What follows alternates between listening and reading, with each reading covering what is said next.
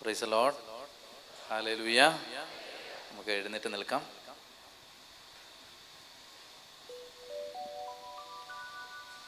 ദൈവത്തിൻ്റെ വലിയ പരിപാലനയിൽ നമുക്ക് ആശ്രയിക്കാം.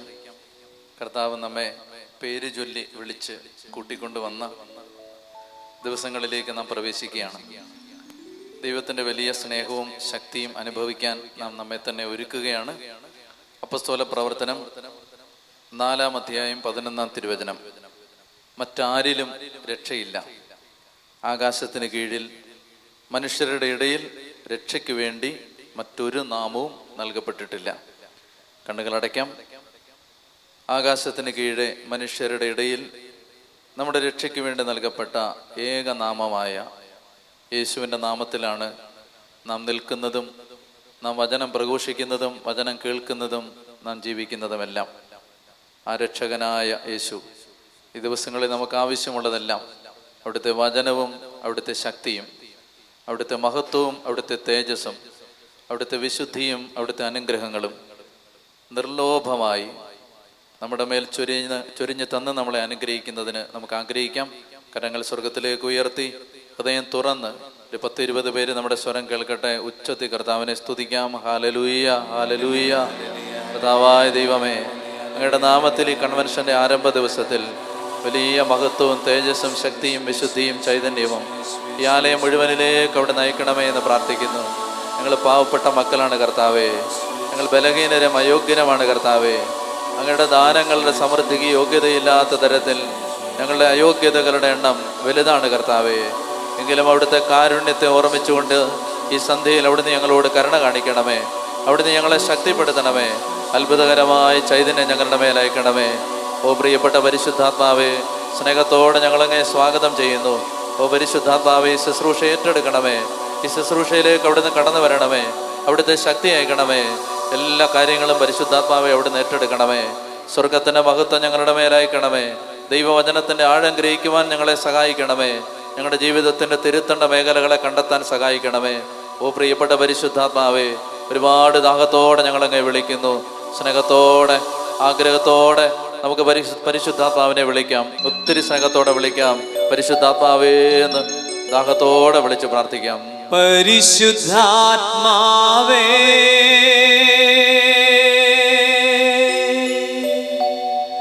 പരിശുദ്ധാത്മാവേ, തുറന്ന് ആഗ്രഹത്തോടെ പരിശുദ്ധാത്മാവേ, പരിശുദ്ധാത്മാവേ,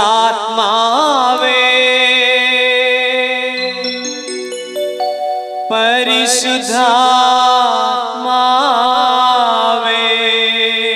ചെത്തി വിളിച്ച് പ്രാർത്ഥിച്ചേ. പരിശുദ്ധാത്മാവേ, പരിശുദ്ധാത്മാവേ,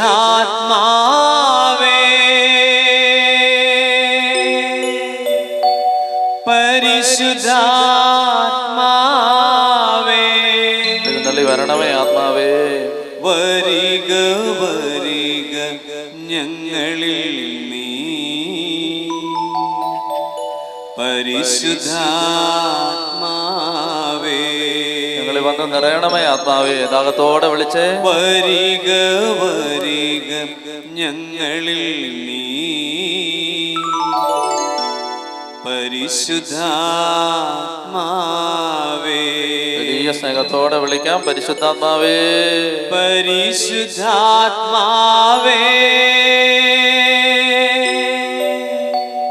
പരിശുദ്ധാത്മാവേ,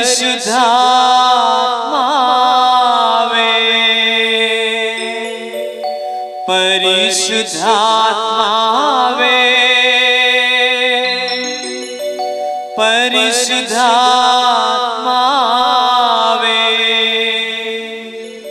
വരിക വരിക ഞങ്ങളിൽ നീ, പരിശുദ്ധാത്മാവേ, പരിശുദ്ധാത്മാവേ. പരിശുദ്ധ അമ്മേ മാതാവേ, അമ്മയോട് ചേർന്ന് ഞങ്ങൾ പ്രാർത്ഥിക്കുന്നു. കൃപ നിറഞ്ഞ മറിയമേ, സമാധാനം. കർത്താവ് അങ്ങയുടെ കൂടെ സ്ത്രീകളിൽ അങ്ങ് അനുഗ്രഹിക്കപ്പെട്ടവളാകുന്നു. അങ്ങയുടെ ഉദരഫലമായ നമ്മുടെ കർത്താവ് യേശു മിശിഹ വാഴ്ത്തപ്പെട്ടവനാകുന്നു. പരിശുദ്ധ മറിയമേ, തമ്പുരാന്റെ അമ്മേ, പാപികളായ ഞങ്ങൾക്ക് വേണ്ടി ഇപ്പോഴും എപ്പോഴും ഞങ്ങളുടെ മനസ്സമയത്തും തമ്പുരാനോട് അപേക്ഷിച്ചോളമേ. ആമേൻ. പിതാവിനും പുത്രനും പരിശുദ്ധാത്മാവിനും സ്തുതി, ആദിയിലെ പോലെ ഇപ്പോഴും എപ്പോഴും നീക്കും. ആമേൻ. ശംസിയായ സ്തുതിയായിരിക്കട്ടെ. എപ്പോഴും സ്തുതിയായിരിക്കട്ടെ. പരസ്പരം സ്തുതി കൊടുക്കാം, ഇരിക്കാം. ഈശോയിൽ ഏറ്റവും സ്നേഹമുള്ളവരെ, നമ്മുടെ ഈ കൺവെൻഷന്റെ ആരംഭ ദിവസത്തിൽ നമുക്ക് അനുഗ്രഹിക്കപ്പെട്ട ഒരു സന്ദേശം ദൈവം നമുക്ക് നൽകി. നമ്മൾ ഒറ്റപ്പെട്ട വ്യക്തികളായിട്ടല്ല സുവിശേഷം പറയുകയോ സുവിശേഷം കേൾക്കുകയോ സ്വീകരിക്കുകയോ ചെയ്യുന്നത്. നമ്മളൊരു തിരുസഭയുടെ ഭാഗമാണ്. ഈ തിരുസഭയുടെ ഭാഗമായി ആചാര്യത്വത്തിൻ്റെ, ശ്രേഷ്ഠാചാര്യത്വത്തിൻ്റെ ആശീർവാദമാണ് നമുക്ക് ഈ ആരംഭ നിമിഷത്തിൽ ലഭിച്ചത്. അത് ദൈവത്തിൻ്റെ അനുഗ്രഹമാണ്. സംഖ്യ 6:27 പൗരോഹിത്യത്തോട് കർത്താവ് പറഞ്ഞു, നീ അനുഗ്രഹിക്കുന്നവരെ ഞാൻ അനുഗ്രഹിക്കും. അപ്പോൾ കർത്താവിൻ്റെ നാമത്തിൽ അനുഗ്രഹിക്കാൻ ദൈവം അധികാരം നൽകിയവർ കർത്താവിൻ്റെ നാമത്തിൽ അനുഗ്രഹിക്കുമ്പോൾ ആ അനുഗ്രഹം നമ്മുടെ മേൽ വരികയാണ്. അപ്പോൾ ദൈവം നമുക്കായി ഒരുക്കി തന്ന ഈ വിലപ്പെട്ട അനുഗ്രഹത്തെ ഓർത്ത് കർത്താവിന് നമുക്ക് നന്ദി പറയാം. പ്രിയപ്പെട്ടവരെ, ഈ പ്രാരംഭ നിമിഷങ്ങളിൽ ഞാൻ നിങ്ങളോട് ഈ 5 ദിവസങ്ങളിലേക്ക് വേണ്ടി ആമുഖമായി ഒരു കാര്യം പറയാൻ ആഗ്രഹിക്കുന്നത്, നമ്മൾ ആരംഭമായി സൂചിപ്പിച്ച വചനമാണ് അപ്പസ്തോല പ്രവർത്തനം 4-ാം അധ്യായം 11-12 തിരുവചനം. എന്നെ കേൾക്കുന്ന ദൈവത്തിൻ്റെ മക്കൾ ഏത് പ്രതിസന്ധിയിലാണെങ്കിലും നിങ്ങൾക്ക് ആശ്വാസം നൽകാൻ, ഒരു വചനം തരാൻ നിങ്ങൾ എന്നോട് ചോദിച്ചാൽ ഞാൻ നിങ്ങൾക്ക് സംശയലേശമന്യേ, സന്ദേഹങ്ങളില്ലാതെ പറഞ്ഞു തരാൻ ആഗ്രഹിക്കുന്ന വചനമാണിത്. അപ്പസ്തോല പ്രവർത്തനം 4-ാം അധ്യായം 11-12. മറ്റാരിലും രക്ഷയില്ല, ആകാശത്തിന് കീഴെ മനുഷ്യരുടെ ഇടയിൽ രക്ഷയ്ക്ക് വേണ്ടി മറ്റൊരു നാമവും നൽകപ്പെട്ടിട്ടില്ല. നമുക്ക് ആ വചനം ഒന്ന് ഉച്ചത്തി പറഞ്ഞാലോ? ഞാൻ പറഞ്ഞു തരാം. ഞാൻ പറഞ്ഞതിന് ശേഷം എന്നോടൊപ്പം നിങ്ങൾ ആവർത്തിക്കണം. മറ്റാരിലും രക്ഷയില്ല. പോരാ, ഇതിന് D ഗ്രേഡാണ്. നമ്മുടെ കേരള സിലബസ് അനുസരിച്ച് ഇതിന് D ഗ്രേഡാണ്. നിങ്ങളൊരു A+കാരാണെന്നാണ് ഞാൻ മനസ്സിലാക്കിയിരിക്കുന്നത്. അതുകൊണ്ട് ഉച്ചത്തിൽ നമുക്ക് പറയാം, മറ്റാരിലും രക്ഷയില്ല. ഇപ്പൊ B ആയി. നമുക്കിനി Aയും A+ ആവണം. മറ്റാരിലും രക്ഷയില്ല, ആകാശത്തിന് കീഴേ മനുഷ്യരുടെ ഇടയിൽ രക്ഷയ്ക്ക് വേണ്ടി യേശുവിൻ്റെ നാമമല്ലാതെ മറ്റൊരു നാമവും നൽകപ്പെട്ടിട്ടില്ല. ഇത് നിങ്ങൾ വിശ്വസിക്കുന്നോ? ഇത് നിങ്ങൾ വിശ്വസിക്കുന്നോ? വിശ്വസിക്കുന്നവരെന്ന് വലതുകരം ഉയർത്തിക്കേ. എന്നിട്ട് ഉറക്കെ പറഞ്ഞേ ഹല്ലേലൂയാ. കൈയൊന്ന് വീശിക്കേ. അടുത്തിരിക്കുന്ന ആളെയും തട്ടിക്കേ. ആ വീശി കൈ കൊണ്ട് ഉണ്ടല്ലോ അല്ലേ? ഓക്കെ, ശ്രദ്ധിച്ചേ. മറ്റാരിലും രക്ഷയില്ല, ആകാശത്തിന് കീഴെ മനുഷ്യരുടെ രക്ഷയ്ക്ക് വേണ്ടി യേശുവിൻ്റെ നാമമല്ലാതെ മറ്റൊരു നാമവും നൽകപ്പെട്ടിട്ടില്ല. പ്രിയപ്പെട്ടവരെ, യേശുവിൻ്റെ നാമമാണ് ഈ 5 ദിവസവും പ്രഘോഷിക്കപ്പെടാൻ പോകുന്നത്. യേശുവിനെ കുറിച്ച് മാത്രമാണ് ഈ 5 ദിവസവും നിങ്ങൾ കേൾക്കാൻ പോകുന്നത്.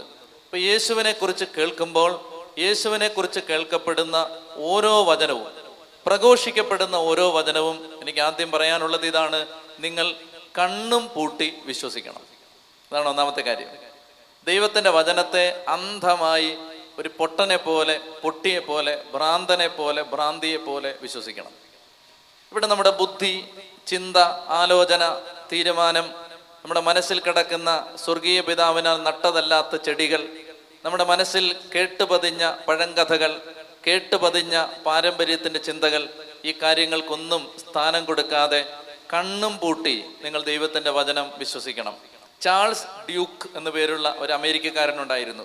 അയാളുടെ പ്രത്യേകത 72 മണിക്കൂർ ചന്ദ്ര ഉപരിതലത്തിലൂടെ ഒഴുകി നടന്ന ആളാണ് ചാൾസ് ഡ്യൂക്ക്. ആരാണ്? Charles Duke. അപ്പൊ ഈ മനുഷ്യൻ അമേരിക്കയിൽ ചന്ദ്രനിൽ പോയിട്ട് തിരിച്ചു വന്നതിന് ശേഷം വലിയ വലിയ പ്രസിദ്ധി നേടിയ മനുഷ്യനായിട്ട് മാറി.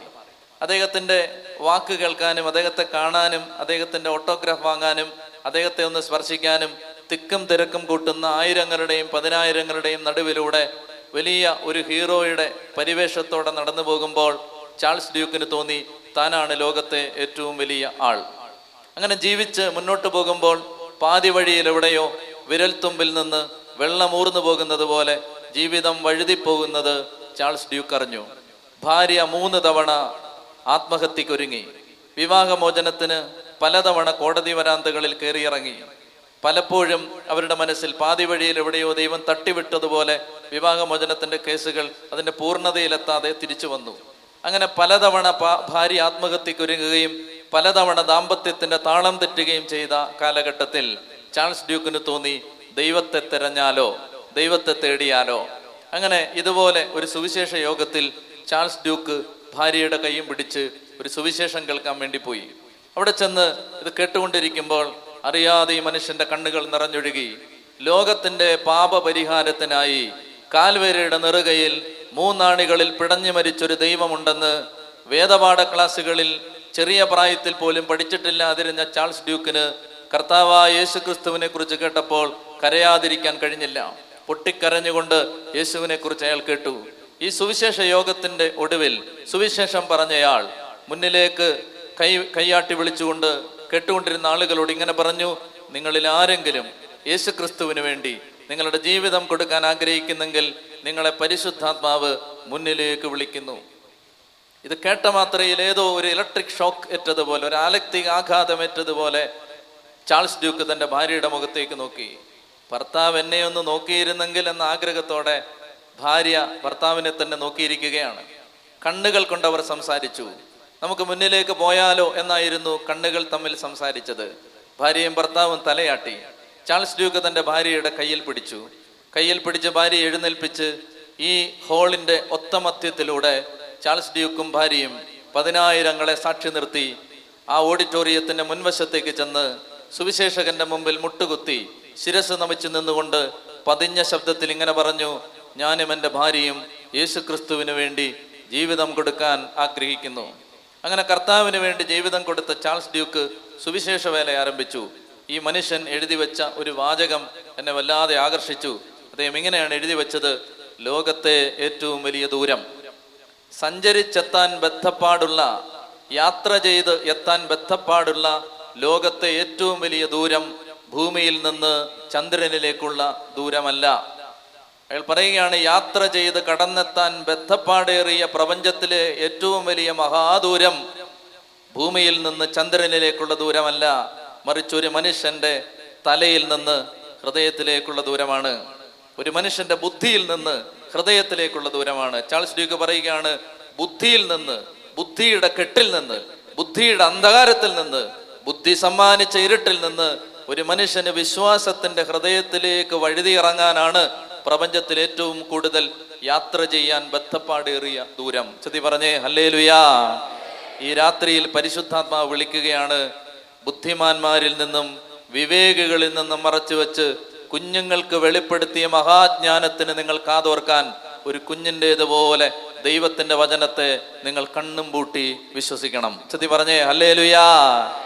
ഈ കാലഘട്ടത്തിൽ കേരളത്തിൽ ഏറ്റവും കൂടുതൽ ആളുകൾ ധ്യാനം കൂടാനും പ്രാർത്ഥിക്കാനും ഓടിച്ചെല്ലുന്ന കേരളത്തിലെ വൈദികരിൽ വളരെ പ്രധാനപ്പെട്ട, വളരെ കൃപയുള്ള ഒരു അച്ഛൻ്റെ പേരാണ് അണക്കരയിലെ ഡൊമിനിക് വാളമനാലച്ഛൻ. ഈ ഡൊമിനിക് വാളമനാലച്ഛൻ്റെ പ്രത്യേകത, അച്ഛൻ കൈകൾ ഉയർത്തുമ്പോൾ, കരമുയർത്തുമ്പോൾ പൈശാചിക ശക്തികൾ കീഴടങ്ങും.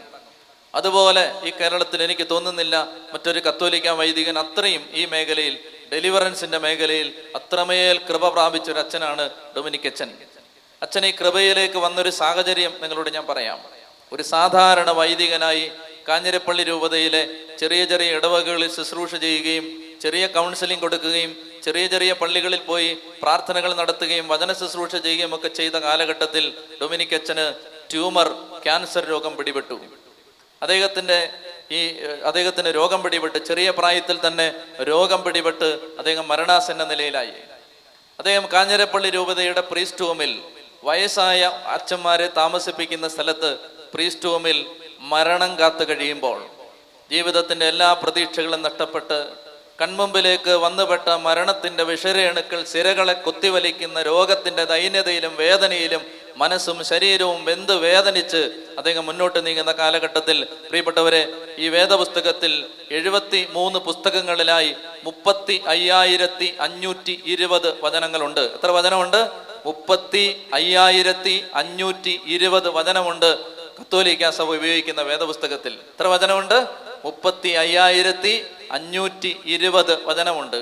അദ്ദേഹം ഈ വേദപുസ്തകത്തിലെ 35,520 വചനത്തിൽ മരണം കാത്തു കിടക്കുന്ന മരണശയ്യയിൽ അദ്ദേഹത്തിന്റെ മേൽ ഒരു മരുന്നും ഫലിക്കാതായ കാലഘട്ടത്തിൽ അദ്ദേഹം ഈ വേദപുസ്തകത്തിലെ 35,000-ഓളം വചനങ്ങളിലെ 2,500 വചനങ്ങൾ കാണാതെ പഠിച്ചു.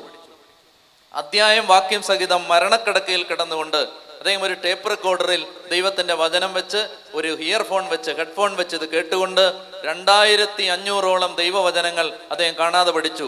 2 കാര്യങ്ങൾ അദ്ദേഹത്തിൽ സംഭവിച്ചു. ഒന്ന്, അദ്ദേഹത്തിന്റെ മാരകമായ ട്യൂമർ രോഗം, ക്യാൻസർ രോഗം വിട്ടുപോയി. 2, അദ്ദേഹത്തിന്റെ മേൽ പൈശാചിക ശക്തികളെ ബന്ധിക്കാനുള്ള സ്വർഗത്തിന്റെ കരം വന്നു വീണു. ഉച്ചത്തി പറഞ്ഞേ ഹല്ലേലൂയാ. ദൈവവചനം കണ്ണും പൂട്ടി വിശ്വസിക്കണം. ദൈവവചനത്തെ നമ്മുടെ ഹൃദയത്തിൽ, ബുദ്ധിയിലേക്കല്ല ഹൃദയത്തിലേക്ക് സ്വീകരിക്കണം. പ്രിയപ്പെട്ടവരെ, നിങ്ങൾ ഈ 5 ദിവസങ്ങളിലും ഇവിടെ പ്രഘോഷിക്കപ്പെടുന്ന വചനങ്ങളെ നിങ്ങളുടെ ബുദ്ധി കൊണ്ട് വിലയിരുത്തരുത്. ബുദ്ധി കൊണ്ട് ജീവിച്ച ഒരു കാലത്തും ആരും തങ്ങളുടെ ദൈവത്തെ കണ്ടുമുട്ടിയിട്ടില്ല.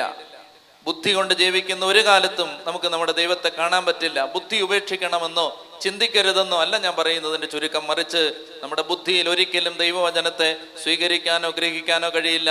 ദൈവവചനത്തെ ഹൃദയത്തിലേക്ക് ഏറ്റെടുക്കണം. ചതി പറഞ്ഞേ ഹല്ലേലൂയാ.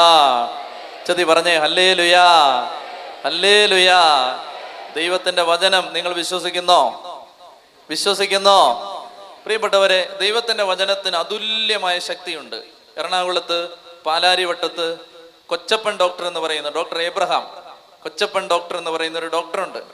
അദ്ദേഹത്തിന് ഏതാണ്ട് 9 ഏക്കർ തോട്ടമുണ്ടായിരുന്നു. അദ്ദേഹം വാങ്ങിച്ചതാണത്. ഈ 9 ഏക്കർ തോട്ടത്തിൽ അദ്ദേഹം ബാങ്കിൽ നിന്ന് ലോൺ എടുത്ത് അടയ്ക്കാമരം വെച്ച് പിടിപ്പിച്ചു. അടയ്ക്കാമരം എന്ന് പറഞ്ഞാൽ നിങ്ങൾക്ക് മനസ്സിലാവുമല്ലോ. അടയ്ക്കാമരം വെച്ച് പിടിപ്പിച്ചു. എന്നിട്ട് അദ്ദേഹം ചിന്തിച്ചത് ഇങ്ങനെയാണ്: ഈ അടയ്ക്കാമരത്തിൽ നിന്ന് കിട്ടുന്ന അതിന്റെ ഫലം കൊണ്ട് ലോൺ അടയ്ക്കാമെന്നാണ് അദ്ദേഹം വിചാരിച്ചത്. എന്നാൽ ഈ 9 ഏക്കർ റബ്ബർ തോട്ടത്തിൽ അദ്ദേഹം വെച്ച എല്ലാ കൃഷിയും ഫലം ചൂടാതെ, മുരടിച്ച്, കായ്ക്കാതെ, അതിൻ്റെ മണ്ടയടച്ച് നിൽക്കുന്ന കാലത്ത് അദ്ദേഹത്തിന് സാമ്പത്തിക നഷ്ടമുണ്ടാവുന്ന സാഹചര്യം വന്നപ്പോൾ, എപ്പോഴും നമ്മളെല്ലാവരും, നമ്മളിൽ അധികം പേരും ചെയ്യുന്നത് പോലെ സമ്പത്ത് നഷ്ടപ്പെടുമ്പോഴാണ് നമ്മൾ ദൈവത്തെ ഓർക്കുന്നത്. അദ്ദേഹവും ദൈവത്തെ ഓർത്തു. അപ്പോൾ ആരോ പറഞ്ഞതനുസരിച്ച് കൊച്ചപ്പൻ ഡോക്ടർ ഒരു ധ്യാനം കൂടാൻ പോയി. ധ്യാനം കൂടാൻ പോയ കൊച്ചപ്പൻ ഡോക്ടർ പനക്കലച്ചൻ ഇങ്ങനെ പറയുന്നത് കേട്ടു. മത്തായിയുടെ സുവിശേഷം 28-ാം അധ്യായത്തിൽ അവസാന ഭാഗത്ത് പറയുന്നു, നിങ്ങൾ ലോകമെങ്ങും പോയി എല്ലാ സൃഷ്ടികളോടും സുവിശേഷം പ്രസംഗിക്കുവിൻ. അവരൊക്കെ പറഞ്ഞേ, നിങ്ങൾ ലോകമെങ്ങും പോയി എല്ലാ സൃഷ്ടികളോടും. ഇത് കേട്ടുകൊണ്ടിരുന്നപ്പോൾ കൊച്ചപ്പൻ ഡോക്ടറുടെ മനസ്സിൽ സാമ്പത്തിക ബാധ്യതയാണ്. അതുകൊണ്ട് കൊച്ചപ്പൻ ഡോക്ടർ ഉടനെ തന്നെ വചനത്തെ അദ്ദേഹത്തിന്റെ സാമ്പത്തിക മേഖലയിലേക്ക് അപ്ലൈ ചെയ്തു. അദ്ദേഹത്തിന്റെ സാമ്പത്തിക മേഖലയിലേക്ക് വചനത്തെ അദ്ദേഹം പ്രയോഗിച്ചത് എങ്ങനെയാണെന്നറിയാമോ? അദ്ദേഹം ഇങ്ങനെ ചിന്തിച്ചു: ലോകമെമ്പാടും പോയി എല്ലാ സൃഷ്ടികളോടും സുവിശേഷം പറയുമ്പോൾ എല്ലാ സൃഷ്ടികളുടെയും കൂട്ടത്തിൽ അടയ്ക്കാമരം പെടുമോ? നിങ്ങൾക്ക് എന്ത് തോന്നുന്നു? എല്ലാ സൃഷ്ടികളുടെയും കൂട്ടത്തിൽ അടയ്ക്കാമരം പെടുമോ? തീർച്ചയായിട്ടും പെടും. അപ്പൊ അദ്ദേഹം ഇങ്ങനെ ചിന്തിച്ചു, അങ്ങനെയാണെങ്കിൽ അടയ്ക്കാമരത്തോടും സുവിശേഷം പറയാം. അദ്ദേഹം ചെയ്ത എന്താണെന്നറിയാമോ? നമ്മൾ കേട്ടാൽ ചിരിച്ചു പോകുന്ന ഒരു കാര്യം അദ്ദേഹം ചെയ്തു. 9 ഏക്കർ റബ്ബർ തോട്ടത്തിന് ചുറ്റും അദ്ദേഹം സ്പീക്കറുകൾ വെച്ച് പിടിപ്പിച്ചിട്ട് ഒരു ടേപ്പ് റെക്കോർഡർ ഓൺ ചെയ്യാൻ വേണ്ടി ഒരു ചെറിയ മുറിയും ഉണ്ടാക്കിയിട്ട് അതിനകത്ത് നിന്ന് ടേപ്പ് റെക്കോർഡറിലൂടെ അദ്ദേഹം വചന പ്രഘോഷണത്തിന്റെ കാസറ്റുകൾ ഈ പാലാരിവട്ടത്തെ അദ്ദേഹത്തിന്റെ ആ അടയ്ക്കാമരത്തോട്ടം മുഴുവൻ അദ്ദേഹം ഈ കാസറ്റ് പ്ലേ ചെയ്ത് വചനം കേൾപ്പിച്ചു. ടെലിവിഷനിലൊക്കെ അദ്ദേഹത്തെ കുറിച്ച് പിന്നീട് അദ്ദേഹം വാർത്തകളൊക്കെ വന്ന ഒരാളെ കുറിച്ചാണ് ഞാൻ പറയുന്നത്. ഇപ്പോഴും കൊച്ചപ്പൻ ഡോക്ടർ അവിടെ ഉണ്ട്. അപ്പൊ ഈ മനുഷ്യൻ അങ്ങനെ അടയ്ക്കാമരത്തോട്ടം മുഴുവൻ ദൈവത്തിന്റെ വചനം കേൾപ്പിച്ച്, ദൈവത്തിന്റെ വചനം ആ തോട്ടം മുഴുവൻ നിറഞ്ഞപ്പോൾ എന്ത് സംഭവിച്ചെന്നറിയാമോ? ഗവൺമെന്റ് ഇപ്പോൾ അദ്ദേഹത്തിന്റെ അടയ്ക്കായെ വിത്തിനത്തിലാണ് പ്രഖ്യാപിച്ചിരിക്കുന്നത്. അത്രയ്ക്ക് നല്ല ഒന്നാന്തരം കേരളത്തിൽ ഉൽപ്പാദിപ്പിക്കപ്പെടുന്ന ഏറ്റവും നല്ല അടയ്ക്ക കൊച്ചപ്പൻ ഡോക്ടറുടെ തോട്ടത്തിലേതാണ്. കൈയടിച്ച് കർത്താവിന് നന്ദി പറഞ്ഞേ. ഹല്ലേലൂയാ. പ്രിയപ്പെട്ടവരെ, നാളെ മുതൽ നിങ്ങൾ വേദപുസ്തകം കൊണ്ട് തോട്ടത്തിൽ പോകണമെന്നല്ല ഞാൻ പറഞ്ഞതിന്റെ അർത്ഥം. മറിച്ച് ദൈവവചനത്തിന് നമ്മൾ ചിന്തിക്കുന്നതിനപ്പുറത്ത് അതുല്യമായ ശക്തിയുണ്ട്. അപ്പോൾ ഒരു വചനം നമ്മൾ കേട്ടാൽ ആ വചനത്തെ കണ്ണും പൂട്ടി വിശ്വസിക്കണം. നിങ്ങൾ വചനം വിശ്വസിക്കുന്നോ? ചതി പറഞ്ഞേ ഹല്ലേലൂയാ. ഹൃദയം തുറന്ന് ഹല്ലേലൂയാ, ഹല്ലേലൂയാ. പ്രിയപ്പെട്ടവരെ, ഞാൻ തിരുവനന്തപുരത്ത് പട്ടത്ത് സെന്റ് മേരീസ് കത്തീഡ്രലില് നെടുത്തച്ഛന്റെ കാലത്ത് ഒരു ശുശ്രൂഷ തുടങ്ങിയതാണ്. അതിപ്പോഴും തുടരുന്നു. ആ ശുശ്രൂഷയിൽ ഒരമ്മ എൻ്റെ അടുത്ത് ഒരു കത്ത് കൊണ്ടുവന്ന് തന്നു. അമ്മ കത്ത് തന്നിട്ട് എന്നോട് പറഞ്ഞു, അച്ഛാ, എനിക്ക് സാക്ഷ്യം പറയണമെന്നുണ്ട്, പിന്നെന്താ പറയാത്തെ? എനിക്ക് പേടിയാ അച്ഛാ. അപ്പൊ എൻ്റെ തന്നിട്ട് പറയണം, അച്ഛൻ വായിക്കുവോ? ഞാൻ പറഞ്ഞു, ഞാൻ വായിക്കുകയാണ്. ഈ ആരാധനയ്ക്ക് തൊട്ട് മുമ്പ് ഞാൻ വായിക്കുകയാണ് ഈ അമ്മയുടെ സാക്ഷ്യം ഇതാണ്. മുട്ടട എന്ന് പറയുന്ന സ്ഥലത്താണ് ഈ അമ്മ താമസിക്കുന്നത്. അത്യാവശ്യം സാമ്പത്തിക സ്ഥിതിയുള്ള വീട്ടിലേതാണ്. അപ്പോൾ ഈ അമ്മയ്ക്ക് അനേക വർഷങ്ങളായി ഓവർ ബ്ലീഡിങ്ങിന്റെ അസ്വസ്ഥതയുണ്ട്, രക്തസ്രാവത്തിന്റെ പ്രശ്നമുണ്ട്. അപ്പോൾ ഇത് കാരണം ഈ അമ്മ വളരെയേറെ ഭാരപ്പെട്ടു. തിരുവനന്തപുരത്തെ കൊള്ളാവുന്ന ആശുപത്രികളിലൊക്കെ വീട്ടുകാർ കൊണ്ടുപോയെങ്കിലും ചികിത്സിച്ചെങ്കിലും ഈ അമ്മയ്ക്ക് വർഷങ്ങളായി ഈ രോഗം വിട്ടുപോകുന്നില്ല. അങ്ങനെ ഇരിക്കുമ്പോഴാണ് ഈ പാവ സഹോദരി ഒരു ദിവസം ദൈവവചനം വായിക്കുമ്പോൾ, ഞാനും നിങ്ങളും ആ അമ്മയും എല്ലാവരും വായിച്ചിട്ടുള്ളൊരു വചനഭാഗമുണ്ട്. 12 വർഷമായി രക്തസ്രാവത്തിന്റെ രോഗമുണ്ടായിരുന്നൊരു സ്ത്രീ യേശുവിൻ്റെ പിന്നാലെ ചെന്ന് ആൾക്കൂട്ടത്തിന്റെ തിരക്കിനിടയിലൂടെ അവന്റെ കണ്ണിൽപ്പെടാതെ, ആരുടെയും കണ്ണിൽപ്പെടാതെ, അവന്റെ ചേലാഞ്ചലത്തിൽ, അവന്റെ വസ്ത്രാഞ്ചലത്തിൽ വിശ്വാസത്തോടെ തൊട്ടപ്പോൾ അവന്റെ ശരീരത്തിൽ നിന്ന് ശക്തി പുറപ്പെട്ട് ആ സഹോദരിയുടെ രക്തസ്രാവം അപ്പോൾ തന്നെ നിലച്ചതായി ശരീരത്തിൽ അവൾക്ക് അനുഭവപ്പെട്ടെന്ന് ദൈവത്തിന്റെ വചനത്തിൽ ഈ അമ്മ വായിച്ചപ്പോൾ പ്രിയപ്പെട്ടവരെ, നമുക്കില്ലാത്തതും അവർക്കുണ്ടായതുമായ ഒരു വിശ്വാസം അവരിൽ സംഭവിച്ചു. അവരിങ്ങനെ വിശ്വസിച്ചു, ലോകത്തൊരു മരുന്നിനും ഭേദപ്പെടുത്താൻ കഴിയാത്ത എൻ്റെ ഈ രോഗത്തെ സൗഖ്യപ്പെടുത്താൻ എൻ്റെ കർത്താവിൻ്റെ ചേലാഞ്ചലത്തിൽ തൊട്ടാൽ സാധിക്കും എന്ന് ആ സഹോദരിക്ക് മനസ്സിലായി. ഞാനിത് വായിക്കുകയാണ്, ഞാൻ വായിച്ച സാക്ഷ്യം പറയുകയാണ്. അപ്പോൾ ഈ അമ്മ ഇങ്ങനെ ചിന്തിച്ചു, അങ്ങനെയാണെങ്കിൽ യേശുവിനെ തൊട്ടാൽ സൗഖ്യം കിട്ടുമല്ലോ. യേശുവിനെ തൊട്ടാൽ സൗഖ്യം കിട്ടും. പക്ഷെ തൊടാൻ യേശു എവിടെ ഇരിക്കുന്നു? തൊടാനിപ്പോ യേശു ഇല്ലല്ലോ. പെട്ടെന്ന് പരിശുദ്ധാത്മാവിന്റെ ജ്ഞാനം ആ സഹോദരിയുടെ മേൽ വന്നു. ആ സഹോദരി ഇങ്ങനെ ചിന്തിച്ചു, എൻ്റെ ഇടവകയിലെ വികാരിയച്ഛൻ യേശുവല്ലേ? വികാരിയച്ഛൻ യേശുവിന്റെ സ്ഥാനത്ത് നിന്നല്ലേ ബലിയർപ്പിക്കുന്നത്? വികാരിയച്ഛൻ യേശുവിന്റെ സ്ഥാനത്ത് നിന്നല്ലേ എന്നെ കുമ്പസാരിപ്പിക്കുന്നത്? വികാരിയച്ഛൻ യേശുവിന്റെ സ്ഥാനത്ത് നിന്നല്ലേ എന്നെ ആശീർവദിക്കുന്നത്? വികാരിയച്ഛൻ യേശുവിന്റെ സ്ഥാനത്ത് നിന്നല്ലേ എൻ്റെ തലയിൽ കൈവച്ച് പ്രാർത്ഥിക്കുന്നത്? അങ്ങനെയാണെങ്കിൽ വികാരിയച്ഛൻ്റെ വസ്ത്രത്തിൽ തൊട്ടാലോ? വസ്ത്രത്തിൽ തൊടാൻ വികാരിയച്ഛൻ നിന്ന് തരുമെന്ന് നിങ്ങൾ വിചാരിക്കുന്നുണ്ടോ? അതുകൊണ്ട് ഈ അമ്മ ഇങ്ങനെ ഒരു തക്കം പാർത്തിരിക്കുകയാണ്. അങ്ങനെ ഇരിക്കുമ്പോൾ മുട്ടട ഹോളി ക്രോസ് പള്ളിയിൽ ഒരു ധ്യാനത്തിന്റെ അവസരത്തിൽ ദിവ്യകാരുണ്യ പ്രദക്ഷിണം നടത്തുകയാണ്. പരിശുദ്ധ കുർബാനയും കൊണ്ട് അച്ഛൻ ആശീർവദിച്ച് പോകുമ്പോൾ സ്ത്രീകൾ നിൽക്കുന്ന ഭാഗത്തിന്റെ ഏറ്റവും അരികത്ത് ആരും ശ്രദ്ധിക്കാതെ ഈ അമ്മ നിന്നു, കൈകൂപ്പി നിന്നു. അച്ഛൻ വിശുദ്ധ കുർബാനയും കൊണ്ട് നടന്നു വരുമ്പോൾ ഈ അമ്മ വിശ്വാസത്തോടെ ഈശോ നടന്നു പോകുമ്പോൾ ഈശോയുടെ വസ്ത്രാഞ്ചലത്തിൽ തൊട്ട രക്തസ്രാവക്കാരി സ്ത്രീയുടേത് പോലെയുള്ള സമാനമായ, ഒരുപക്ഷെ അതിനേക്കാൾ ശക്തമായ വിശ്വാസത്തോടെ ഈ അമ്മ അച്ഛൻ്റെ തിരുവസ്ത്രത്തിന്റെ വിളിമ്പിൽ 1 സെക്കൻഡ് ഒന്ന് തൊട്ടു, എന്നിട്ടൊന്ന് കരഞ്ഞു. എന്നിട്ട് ഉള്ളിൽ ഇങ്ങനെ ഒന്ന് നിലവിളിച്ചു, മുളചീന്തുന്നത് പോലെ കരഞ്ഞുകൊണ്ട് അമ്മ നിലവിളിച്ചു, കർത്താവേ, മരുന്നിന് സൗഖ്യപ്പെടുത്താൻ കഴിയാത്തത് നിന്റെ വസ്ത്രാഞ്ചലത്തിന് പറ്റുമെന്ന് ഞാനിതാ വിശ്വസിക്കുന്ന കർത്താവേ എന്ന് പറഞ്ഞുകൊണ്ട് ആ അമ്മ കരഞ്ഞു. പ്രിയപ്പെട്ടവരെ, ആ സാക്ഷ്യം ഇങ്ങനെ അവസാനിക്കുന്നു. പിന്നീട് ഇന്ന് വരെ എനിക്ക് ആ രക്തസ്രാവത്തിന്റെ അസുഖം ഉണ്ടായിട്ടില്ല. ചതി പറഞ്ഞേ ഹല്ലേലൂയാ. ഞാനിത് വായിക്കുമ്പോൾ തിരുവനന്തപുരത്ത് പട്ടം സെന്റ് മേരീസ് സ്കൂളിൽ പഠിപ്പിക്കുന്ന ഒരു അധ്യാപിക ഏറ്റവും മുൻനിരയിലിരുന്നുകൊണ്ട് ഇത് കേൾക്കുന്നുണ്ട്. തിരുവനന്തപുരത്തെ കിംസ് ഹോസ്പിറ്റലിൽ യൂട്രസിൽ ഫൈബ്രോയിഡ് കാരണം ഓപ്പറേഷന്, സർജറിക്ക് ഡേറ്റ് നിശ്ചയിച്ചിരിക്കുന്ന ഒരു ടീച്ചറായിരുന്നു അത്. അവർ കേട്ടു, ഈ സാക്ഷ്യം കേട്ടപ്പോൾ അവർക്ക് തോന്നി, കർത്താവേ, എൻ്റെ ഗർഭപാത്രത്തിൽ കത്തി വെക്കാതെ എന്നെ സുഖപ്പെടുത്താൻ എൻ്റെ യേശുവിന് സാധിക്കുമെന്നല്ലേ ഈ അമ്മ സാക്ഷ്യത്തിലൂടെ പറഞ്ഞിരിക്കുന്നത്? അങ്ങനെയാണെങ്കിൽ അത് എനിക്കും കിട്ടില്ലേ? ആ അവകാശം എൻ്റേതുമല്ലേ? ഞാനും ദൈവത്തിൻ്റെ മകളല്ലേ? ഞാനും ദൈവത്തിൻ്റെ അവകാശിയല്ലേ? തിരുവചനത്തിൻ്റെ അത്ഭുത ശക്തി എൻ്റെ മേലും വരികയില്ലേ എന്ന് ആ ഹൃദയത്തിൽ വിശ്വസിച്ചുകൊണ്ട് ആ സഹോദരി പ്രാർത്ഥിച്ചു. പക്ഷെ ആ സഹോദരിക്ക് തൊടാൻ ഒരച്ഛനെയും ഒരച്ഛൻ്റെ വസ്ത്രത്തെയും കിട്ടിയില്ല. പ്രിയപ്പെട്ടവരെ, ആ സ്ത്രീ ഭഗ്നാശയായില്ല, നിരാശപ്പെട്ടില്ല. തിരുവനന്തപുരത്ത് കത്തീഡ്രൽ ദേവാലയത്തിൽ പ്രാർത്ഥനാ മേശയിലാണ് ഞങ്ങൾ ആരാധനയ്ക്ക് വിശുദ്ധ കുർബാന എഴുന്നള്ളിച്ചു വെക്കുന്നത്. ആരാധനയ്ക്ക് മലങ്കര പള്ളികളിൽ പരിശുദ്ധ കുർബാന എഴുന്നള്ളിച്ചു വെക്കുന്ന അരളിക്കായുടെ മീതെ ഒരു നേർത്ത നെറ്റ് ഇടും. ആ നേർത്ത നെറ്റ് ആരാധനയ്ക്ക് ശേഷം, ആശീർവാദത്തിന് ശേഷം ഈ നെറ്റ് ശുശ്രൂഷകൻ മടക്കി പ്രാർത്ഥനാ മേശയുടെ ഒരു സൈഡിൽ വെച്ചിട്ട് അരളിക്ക എടുത്ത് അകത്ത് പോകാൻ പോയ തക്കത്തിൽ ഈ ടീച്ചർ വന്നിട്ട് ഈ നെറ്റിലേക്ക് കൈവച്ച് പതുക്കെ അതങ്ങ് എടുത്തു. ആരും കാണാതെ ഇത് എടുത്തിട്ട് നെഞ്ചത്തോട്ട് വെച്ചിട്ട്, എൻ്റെ കർത്താവേ, എന്നെ സുഖപ്പെടുത്തണേ കർത്താവേ എന്ന് പറഞ്ഞ് കരഞ്ഞു. ശുശ്രൂഷകൻ വന്നിട്ട് എന്തിനാ അത് എടുക്കുന്നതെന്ന് ചോദിച്ചിട്ട് വഴക്ക് പറഞ്ഞിട്ട് പിടിച്ചു വാങ്ങിച്ചു. അവരെന്നോട് പറഞ്ഞ, അച്ഛാ ഞാൻ വളരെ ഹ്യൂമിലിയേറ്റഡ് ആയി, ഞാൻ ഭയങ്കര ഇൻസൾട്ടഡ് ആയി. കാരണം അവൻ അങ്ങനെയാണ് അത്രയും പരുഷമായിട്ട് എന്നോട് പറഞ്ഞത്. കാരണം ഞാൻ എന്തിനാണ് അത് തൊട്ടെന്ന് പറഞ്ഞിട്ട് അവൻ എന്നെ വഴക്ക് പറഞ്ഞു. എങ്കിലും ഞാൻ നിരാശപ്പെട്ടില്ല, തൊടാൻ പറ്റിയല്ലോ എന്നോർത്തിട്ട് അവർ തിരിച്ചുപോയി. പ്രിയപ്പെട്ടവരെ, അടുത്ത മാസം 2-ാം വെള്ളിയാഴ്ച ജാഗരണ പ്രാർത്ഥന അതേ ദേവാലയത്തിൽ നടക്കുമ്പോൾ ഈ ടീച്ചർ മുന്നിലേക്ക് വന്ന് മൈക്കെടുത്തിട്ട് പറയുകയാണ്, ഞാൻ കിംസ് ഹോസ്പിറ്റലിൽ ചെന്ന് ഫൈബ്രോയിഡ് ഓപ്പറേറ്റ് ചെയ്യാൻ വേണ്ടി വീണ്ടും സ്കാൻ ചെയ്യുമ്പോൾ യൂട്രസിൽ ഒരൊറ്റ ഫൈബ്രോയിഡ് പോലും ഇല്ല. എൻ്റെ ഉദരത്തിൽ കത്തി വെക്കാതെ കർത്താവ് എന്നെ സൗഖ്യപ്പെടുത്തി. പ്രിയപ്പെട്ടവരെ, ഞാൻ നിങ്ങളോട് പറയുന്നത്, ഞാൻ കാണുകയും കേൾക്കുകയും ചെയ്ത കാര്യങ്ങളാണ് ഞാൻ നിങ്ങളോട് പറയുന്നത്. ദൈവവചനത്തിന് അനന്ത ശക്തിയുണ്ട്. അത് ആരിലേക്കാണ് വരുന്നത്? ആരിലേക്കാണ് വരുന്നത്? വിശ്വസിക്കുന്നവരിലേക്ക്. അതുകൊണ്ട് ഈ 5 ദിവസങ്ങളിൽ ദൈവത്തിന്റെ വചനം കേൾക്കുമ്പോൾ ദൈവം ചെയ്യുന്ന, ശ്രദ്ധിച്ച് കേൾക്കണം, ഒരു പ്രധാനപ്പെട്ട ആശയം. ദൈവം ചെയ്യുന്നത് എന്താണ്? സാത്താൻ ഏദൻ തോട്ടത്തിൽ ഒരു നുണ പറഞ്ഞു.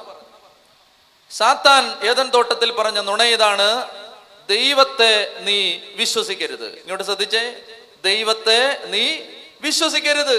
ദൈവം പറഞ്ഞു നീ പഴം പറിച്ചു തിന്നരുത്. സാത്താൻ പറഞ്ഞു നീ പഴം പറിച്ചു തിന്നണം. ദൈവം പറഞ്ഞത് നുണയാണ്, ദൈവം പറഞ്ഞത് തെറ്റാണ്. നീ പഴം പറിച്ച് തിന്നാൽ നീ ദൈവത്തെ പോലെയാകും. ആദി പാപം എന്താണ് പ്രിയപ്പെട്ടവരെ? ആദി പാപം എന്താണ്? ഇങ്ങോട്ട് നോക്കിക്കേ, ആദി പാപം എന്താ അമ്മച്ചി? ആദി പാപം പഴം പറിച്ച് തിന്നതാണോ? ആദി പാപം അനുസരണക്കേടാണോ? അല്ല, ആദി പാപം അവിശ്വാസമാണ്. ആദി പാപം വിശ്വാസമില്ലായ്മയാണ്. ദൈവം പറഞ്ഞതിനെ വിശ്വസിക്കാത്തതാണ് ആദി പാപം. അങ്ങനെയാണെങ്കിൽ ആദാമിന്റെ പാപത്തിലൂടെ പ്രപഞ്ചത്തിലേക്ക് വന്ന എല്ലാ പ്രതിസന്ധികളും പരിഹരിക്കപ്പെടാൻ നീ എന്ത് ചെയ്താ മതി? വിശ്വസിച്ചാ മതി. ഉച്ചത്തി പറഞ്ഞേ ഹല്ലേലൂയാ. വിശ്വസിച്ചാൽ മതി. വിശ്വസിച്ചാൽ നീ ദൈവത്തിന്റെ മഹത്വം കാണും. വിശ്വസിച്ചാൽ ദൈവത്തിന്റെ കൃപ നിന്നിലേക്ക് വരും. വിശ്വസിച്ചാൽ ദൈവം നിന്നിൽ അത്ഭുതം ചെയ്യും. വിശ്വസിച്ചാൽ ആ അത്ഭുതം നിന്നിൽ സംഭവിക്കും. പ്രിയപ്പെട്ടവരെ, അതുകൊണ്ട് ഈ 5 ദിവസങ്ങളിലും നിങ്ങൾ ദൈവത്തിന്റെ വചനത്തെ വിശ്വസിക്കണം. കുഞ്ഞുങ്ങളെ പോലെ. 2 ദിനവൃത്താന്തം 16:9. 2 ദിനവൃത്താന്തം 16:9. തൻ്റെ മുമ്പിൽ നിഷ്കളങ്കതയോടെ വർത്തിക്കുന്നവർക്ക് വേണ്ടി തൻ്റെ ശക്തി പ്രകടിപ്പിക്കാൻ കർത്താവിൻ്റെ കണ്ണുകൾ ഭൂമിയിലുടനീളം പായുന്നു. തൻ്റെ മുമ്പിൽ നിഷ്കളങ്കതയോടെ വർത്തിക്കുന്നവർക്ക് വേണ്ടി തൻ്റെ ശക്തി പ്രകടിപ്പിക്കാൻ കർത്താവിൻ്റെ കണ്ണുകൾ ഭൂമിയിലുടനീളം പായുന്നു. നമുക്ക് എഴുന്നേറ്റ് നിന്നാലോ? ഈ വചന സന്ധ്യകളിൽ ദൈവവചനം സ്വീകരിക്കാൻ തടസ്സം നിൽക്കുന്ന എല്ലാ മേഖലകളും വിട്ടുപോകാൻ നമുക്ക് പ്രാർത്ഥിക്കാം. പ്രിയപ്പെട്ടവരെ, നമ്മുടെ ജീവിതത്തിൽ നമ്മെ അലട്ടുന്ന എല്ലാ തരത്തിലുള്ള അവിശ്വാസം, ഞാൻ ഈ ജീവിതത്തിൽ എൻ്റെ കഴിഞ്ഞ വർഷങ്ങളിലെ ശുശ്രൂഷ ജീവിതത്തിൽ ഞാൻ തിരിച്ചറിഞ്ഞ ഏറ്റവും കൂടുതൽ ഞാൻ തിരിച്ചറിഞ്ഞ ഒരു സത്യം, അവിശ്വാസമാണ് എല്ലാ പ്രശ്നത്തിൻ്റെയും കാരണം. വിശ്വാസമില്ലായ്മയാണ് എല്ലാ പ്രശ്നത്തിൻ്റെയും കാരണം. ഒരു കുടുംബം വിശ്വസിക്കുമ്പോൾ, ഒരു വ്യക്തി വിശ്വസിക്കുമ്പോൾ ആ വ്യക്തിയിൽ ദൈവത്തിൻ്റെ ശക്തി പ്രവർത്തിക്കും. നമുക്ക് കണ്ണുകളടയ്ക്കാം, 2 കരങ്ങളെ സ്വർഗത്തിലേക്ക് ഉയർത്താം. ഒരു 50 പേര് നിങ്ങളുടെ സ്വരം കേൾക്കട്ടെ. ഹൃദയം തുറന്ന് കർത്താവിനെ സ്തുതിച്ച് വിശ്വാസം ഉണ്ടാവട്ടെ. കർത്താവിൻ്റെ ശക്തി നിറയട്ടെ. കർത്താവിനെ വിശ്വസിക്കാൻ ഹൃദയം തുറക്കപ്പെടട്ടെ. കർത്താവെ, മടുപ്പ്, മന്ദത, അലസത, ക്ഷീണം, ഉറക്കം, താല്പര്യക്കുറവ്, എതിർചിന്തകൾ, സംശയം, തെറ്റിദ്ധാരണകൾ, തെറ്റായ ബോധ്യങ്ങൾ, നിരീശ്വര ചിന്തകൾ, ദൈവനിഷേധം, സഭാവിരോധം, വൈദിക വിരോധം, എല്ലാ വിധത്തിലുമുള്ള നിഷേധാത്മകമായ ചിന്തകൾ, കർത്താവെ, സാത്താൻ വിതച്ച നുണകൾ, കർത്താവെ, ഈ കാലഘട്ടങ്ങളിൽ തെറ്റായ പാഴ്വചനങ്ങൾ സ്വീകരിച്ച് ഓരോ കാലങ്ങളിൽ ഓരോ സംസ്കാരങ്ങൾ, ഓരോ മതങ്ങൾ, ഓരോ ചിന്താരീതികൾ പകർന്നു തന്ന അന്ധവിശ്വാസങ്ങൾ, കർത്താവെ, ബോധ മനസ്സിൽ, അബോധ മനസ്സിൽ, ഉപബോധ മനസ്സിൽ വിതച്ച എല്ലാ പാഴ്വചനങ്ങളെയും, എല്ലാ നിഷേധാത്മക ചിന്തകളെയും, അവിശ്വാസത്തിന്റെ വേരുകളെയും പിഴുതെറിയുവാൻ ശക്തിയുള്ള ദൈവത്തിന്റെ പരിശുദ്ധാത്മാവിന്റെ ശക്തി ഇപ്പോൾ അയക്കണമേ. ഹൃദയം തുറന്ന് സ്തുതിച്ച് ഒരു 50 പേര് നിങ്ങളുടെ സ്വരം കേൾക്കട്ടെ. കർത്താവേ, അവിടുത്തെ കരം നീട്ടണമേ, സ്വർഗം തുറക്കണമേ. അപ്പാ, നിന്റെ മഹത്വം നിന്റെ മക്കൾ കാണട്ടെ. ശുശ്രൂഷിക്കുവാൻ പുരോഹിതന്മാർക്ക് മേഘം താണിറങ്ങിയപ്പോൾ കഴിഞ്ഞില്ലെന്ന് രാജാക്കന്മാരുടെ പുസ്തകത്തിൽ എഴുതിയതുപോലെ ഈ ആലയം മുഴുവൻ ദൈവത്തിന്റെ തേജസ്, ദൈവത്തിന്റെ മേഘം, ദൈവത്തിന്റെ മഹത്വം. അപ്പാ, നിന്റെ മഹത്വം താണിറങ്ങട്ടെ, നിന്റെ മക്കൾ കാണട്ടെ, നിന്റെ മക്കളുടെ കണ്ണുകൾ തുറക്കപ്പെടട്ടെ. ഹൃദയം തുറന്ന് പ്രാർത്ഥിച്ച് കരങ്ങൾ ഇടിച്ചു പാടാം.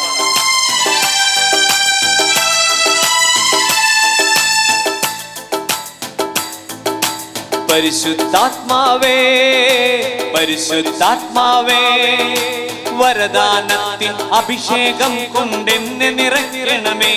പരിശുദ്ധാത്മാവേ, പരിശുദ്ധാത്മാവേ, വരദാനത്തിൻ അഭിഷേകം കൊണ്ടെന്നെ നിറയ്ക്കണമേ. പരിശുദ്ധാത്മാവേ, പരിശുദ്ധാത്മാവേ, ലോകത്തിന്മേൽ വിജയം നേടാൻ ധീരതയേകണമേ. പരിശുദ്ധാത്മാവേ, പരിശുദ്ധാത്മാവേ, ലോകത്തിന്മേൽ വിജയം നേടാൻ ധീരതയേകണമേ. ജലപ്പരപ്പിൽ ചലിച്ചു നിന്നൊരു പരിശുദ്ധാത്മാവേ, ജനകോടികളിൽ ജ്വലിച്ചു നിന്നൊരു പരിശുദ്ധാത്മാവേ. ജലപ്പരപ്പിൽ ചലിച്ചു നിന്നൊരു പരിശുദ്ധാത്മാവേ, ജനകോടികളിൽ ജ്വലിച്ചു നിന്നൊരു പരിശുദ്ധാത്മാവേ. പരിശുദ്ധാത്മാവേ, പരിശുദ്ധാത്മാവേ, വരദാനത്തിൻ അഭിഷേകം കൊണ്ടെന്നെ നിറയ്ക്കണമേ. പരിശുദ്ധാത്മാവേ, പരിശുദ്ധാത്മാവേ, ലോകത്തിന്മേൽ വിജയം നേടാൻ ധീരതയേകണമേ. ഏലിയായുടെ മേൽ വന്നു നിറഞ്ഞ പരിശുദ്ധാത്മാവേ, ഏലീശായെ ബലപ്പെടുത്തി ഇരട്ടി അഭിഷേകം നൽകിയ പരിശുദ്ധാത്മാവേ, ദാനിയേലിന് ശക്തി പകർന്ന പരിശുദ്ധാത്മാവേ, ഞങ്ങളുടെ മേൽ വന്ന് നിറയണമേ. ദൈവവചനം സ്വീകരിക്കാനായി ഞങ്ങളുടെ ഹൃദയങ്ങൾ തുറക്കണമേ. അജ്ഞാന അന്ധകാരത്തെ നീക്കിക്കളയണമേ. കൊരിന്തോസുകാർക്ക് എഴുതിയ ലേഖനത്തിൽ തിരുവചനം അരുളി ചെയ്തതുപോലെ ഈ ലോകത്തിന്റെ ദേവൻ അന്ധമാക്കിയ കണ്ണുകളെ തുറന്നു തരണമേ. ദൈവവചനത്തിന്റെ നിഗൂഢമായ സുവിശേഷത്തിന്റെ രഹസ്യങ്ങൾ ഗ്രഹിക്കുവാൻ ഞങ്ങളുടെ അകക്കണ്ണുകൾ തുറക്കണമേ. പരിശുദ്ധാത്മാവേ,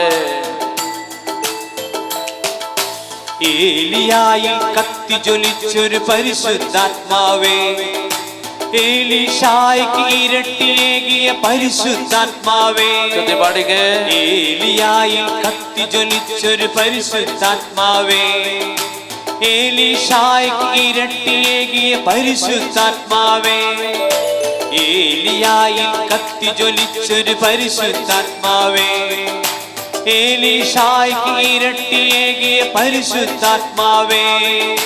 ദാനിയേലിനു ശക്തി പകർന്നൊരു പരിശുദ്ധാത്മാവേ, ദാനിയേലിനു ശക്തി പകർന്നൊരു പരിശുദ്ധാത്മാവേ. എന്റെ ഉള്ളിൽ നിറഞ്ഞു കവിയും പരിശുദ്ധാത്മാവേ, പരിശുദ്ധാത്മാവേ, പരിശുദ്ധാത്മാവേ, പരിശുദ്ധാത്മാവേ, വരദാനത്തിൻ അഭിഷേകം കൊണ്ടെന്നെ നിറയ്ക്കണമേ. പരിശുദ്ധാത്മാവേ, പരിശുദ്ധാത്മാവേ, വരദാനത്തിൻ അഭിഷേകം കൊണ്ടെന്നെ നിറയ്ക്കണമേ. പരിശുദ്ധാത്മാവേ, പരിശുദ്ധാത്മാവേ, ലോകത്തിന്മേൽ വിജയം നേടാൻ ധീരതയേകണമേ. ലോകത്തിന്മേൽ വിജയം നേടാൻ ധീരതയേകണമേ. ചത്തി പറഞ്ഞേ ഹല്ലേലൂയ. എല്ലാവരും ഹല്ലേലൂയ. ഇരിക്കാം. പ്രിയപ്പെട്ടവരെ, ഇപ്പൊ ദൈവവചനത്തെ നമ്മൾ അന്ധമായി വിശ്വസിക്കണം. ഞാൻ ആമുഖം പറയുകയാണ്. ഇനി രണ്ടാമത്തെ കാര്യം, ആദ്യത്തേതുപോലെ തന്നെ പ്രധാനപ്പെട്ട രണ്ടാമത്തെ കാര്യമാണ് നമ്മുടെ ജീവിതത്തിലേക്ക് വളരെ പ്രധാനപ്പെട്ട ഒരു ദൈവീക ആശയം നമ്മൾ ഗ്രഹിക്കണം. ഇത് സത്യത്തിൽ എൻ്റെ ജീവിതത്തിൽ ഞാൻ ഏറ്റവും കൂടുതൽ ബോധ്യത്തോടെ ഇന്ന് തിരിച്ചറിയുന്ന ഒരു ആത്മീയ സത്യമാണിത്.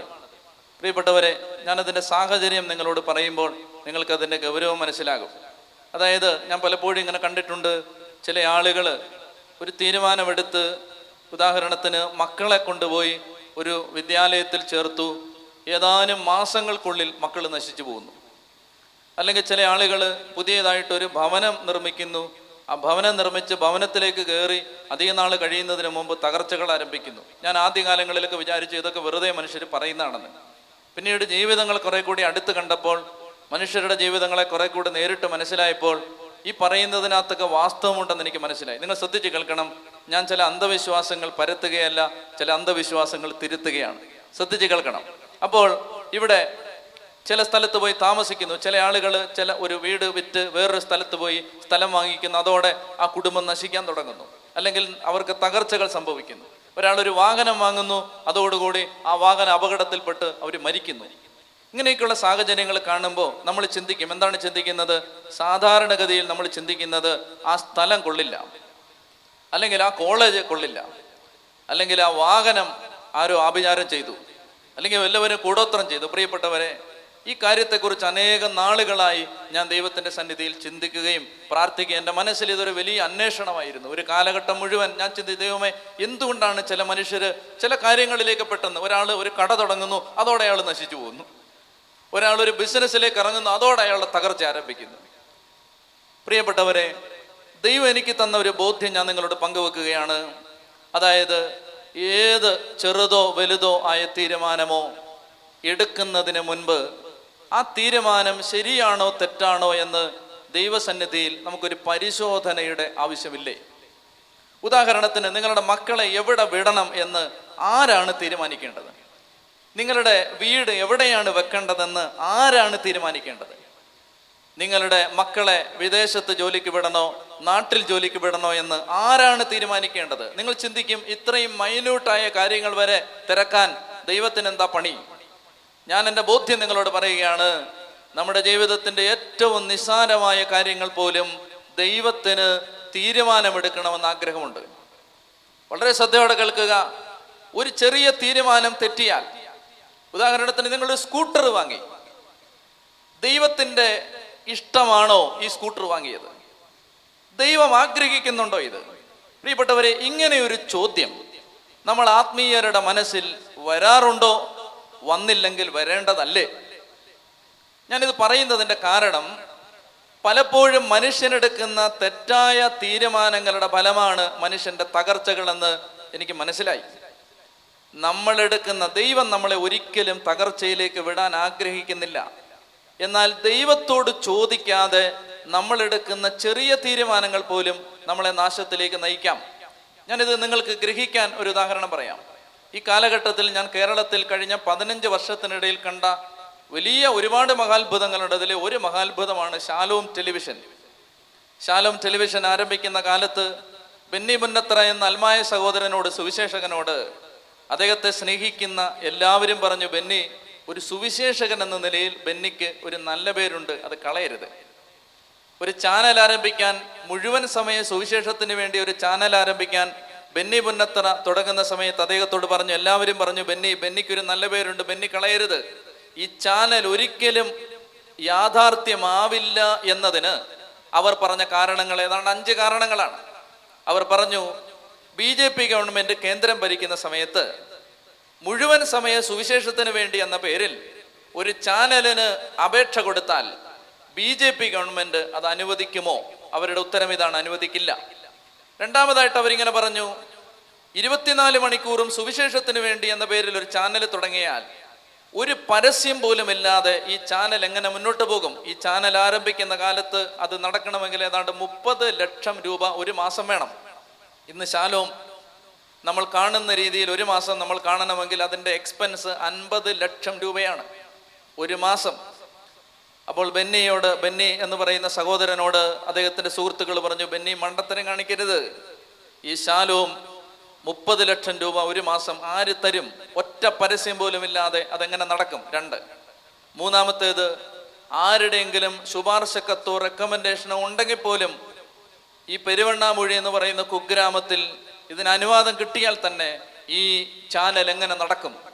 4, ഇതിനു വേണ്ടി ഓഫീസും സംവിധാനങ്ങളും ഇൻവെസ്റ്റ്മെന്റും ആര് നടത്തും? 5, യാതൊരു തരത്തിലും ചാനൽ രംഗത്ത് പരിചയമില്ലാത്ത നീ, സെക്കുലർ ചാനലുകൾ പോലും സാമ്പത്തിക കടക്കെണിയെ നേരിടുന്ന ഒരു കാലത്ത് ഒരു പൈസ പോലും ഇൻവെസ്റ്റ്മെന്റ് ഇല്ലാതെ എങ്ങനെ നടത്തും? ഇങ്ങനെ എണ്ണി അവർ പറഞ്ഞു. പ്രിയപ്പെട്ടവരെ, അദ്ദേഹം പറയുകയാണ്, ഇതെല്ലാം ശരിയായിരുന്നു, പക്ഷെ ദൈവം നടത്തി. ദൈവം ചാനലിന്റെ കാര്യങ്ങളുമായി മുന്നോട്ട് പോയി. സാൻഡോ കാവിൽപുരയിടം എന്ന് പറയുന്ന ഒരു ചെറുപ്പക്കാരന്റെ നേതൃത്വത്തിൽ ചെറുപ്പക്കാര് 7-8 പേര് ഒരു ടെലിവിഷൻ സെറ്റ് വാടകയ്ക്കെടുത്ത്, സ്വന്തമായിട്ടൊരു ടെലിവിഷൻ ചാനൽ തുടങ്ങാൻ പോകുന്ന ആളുകളാണ്. ഒരു ടെലിവിഷൻ സെറ്റ് പോലും സ്വന്തമായിട്ടില്ല. ടെലിവിഷൻ സെറ്റ് വാടകയ്ക്കെടുത്ത് അതിൻ്റെ മുമ്പിൽ മുട്ടുകുത്തി നിന്ന് ജപമാല ഉയർത്തിപ്പിടിച്ച് കർത്താവിൻ്റെ സന്നിധിയിൽ പ്രാർത്ഥിച്ചു, ദൈവമേ, നിന്റെ മുഖം TV സ്ക്രീനിലൂടെ കാണിക്കാൻ ഞങ്ങളെ ഈ പാവപ്പെട്ടവരെ സഹായിക്കണമേ എന്ന് പറഞ്ഞവർ പ്രാർത്ഥിച്ചു. ആ ചാനൽ യാഥാർത്ഥ്യമായി. ഞാൻ അതിലേക്കൊന്നും പോകുന്നില്ല. ഞാൻ പറയാൻ ആഗ്രഹിക്കുന്നത്, അങ്ങനെ ഈ ചാനലിൻ്റെ പ്രാരംഭ പ്രവർത്തനങ്ങൾ നടന്നു കഴിഞ്ഞപ്പോൾ ഇതിന് ഓഫീസ് വേണം, കെട്ടിടം വേണം. വാടക കെട്ടിടത്തിൽ നിന്ന് ഇത് മാറണം. ആ കാലഘട്ടത്തിൽ കർത്താവ് നൽകിയ പ്രചോദനമനുസരിച്ച് ബെന്നി എന്ന് പറയുന്ന ഈ സഹോദരൻ, അദ്ദേഹത്തിൻ്റെ കൂടെയുള്ള ആളുകളും ഈ ശാലോമിൻ്റെ ഓഫീസിന് അടിത്തറയിട്ടു.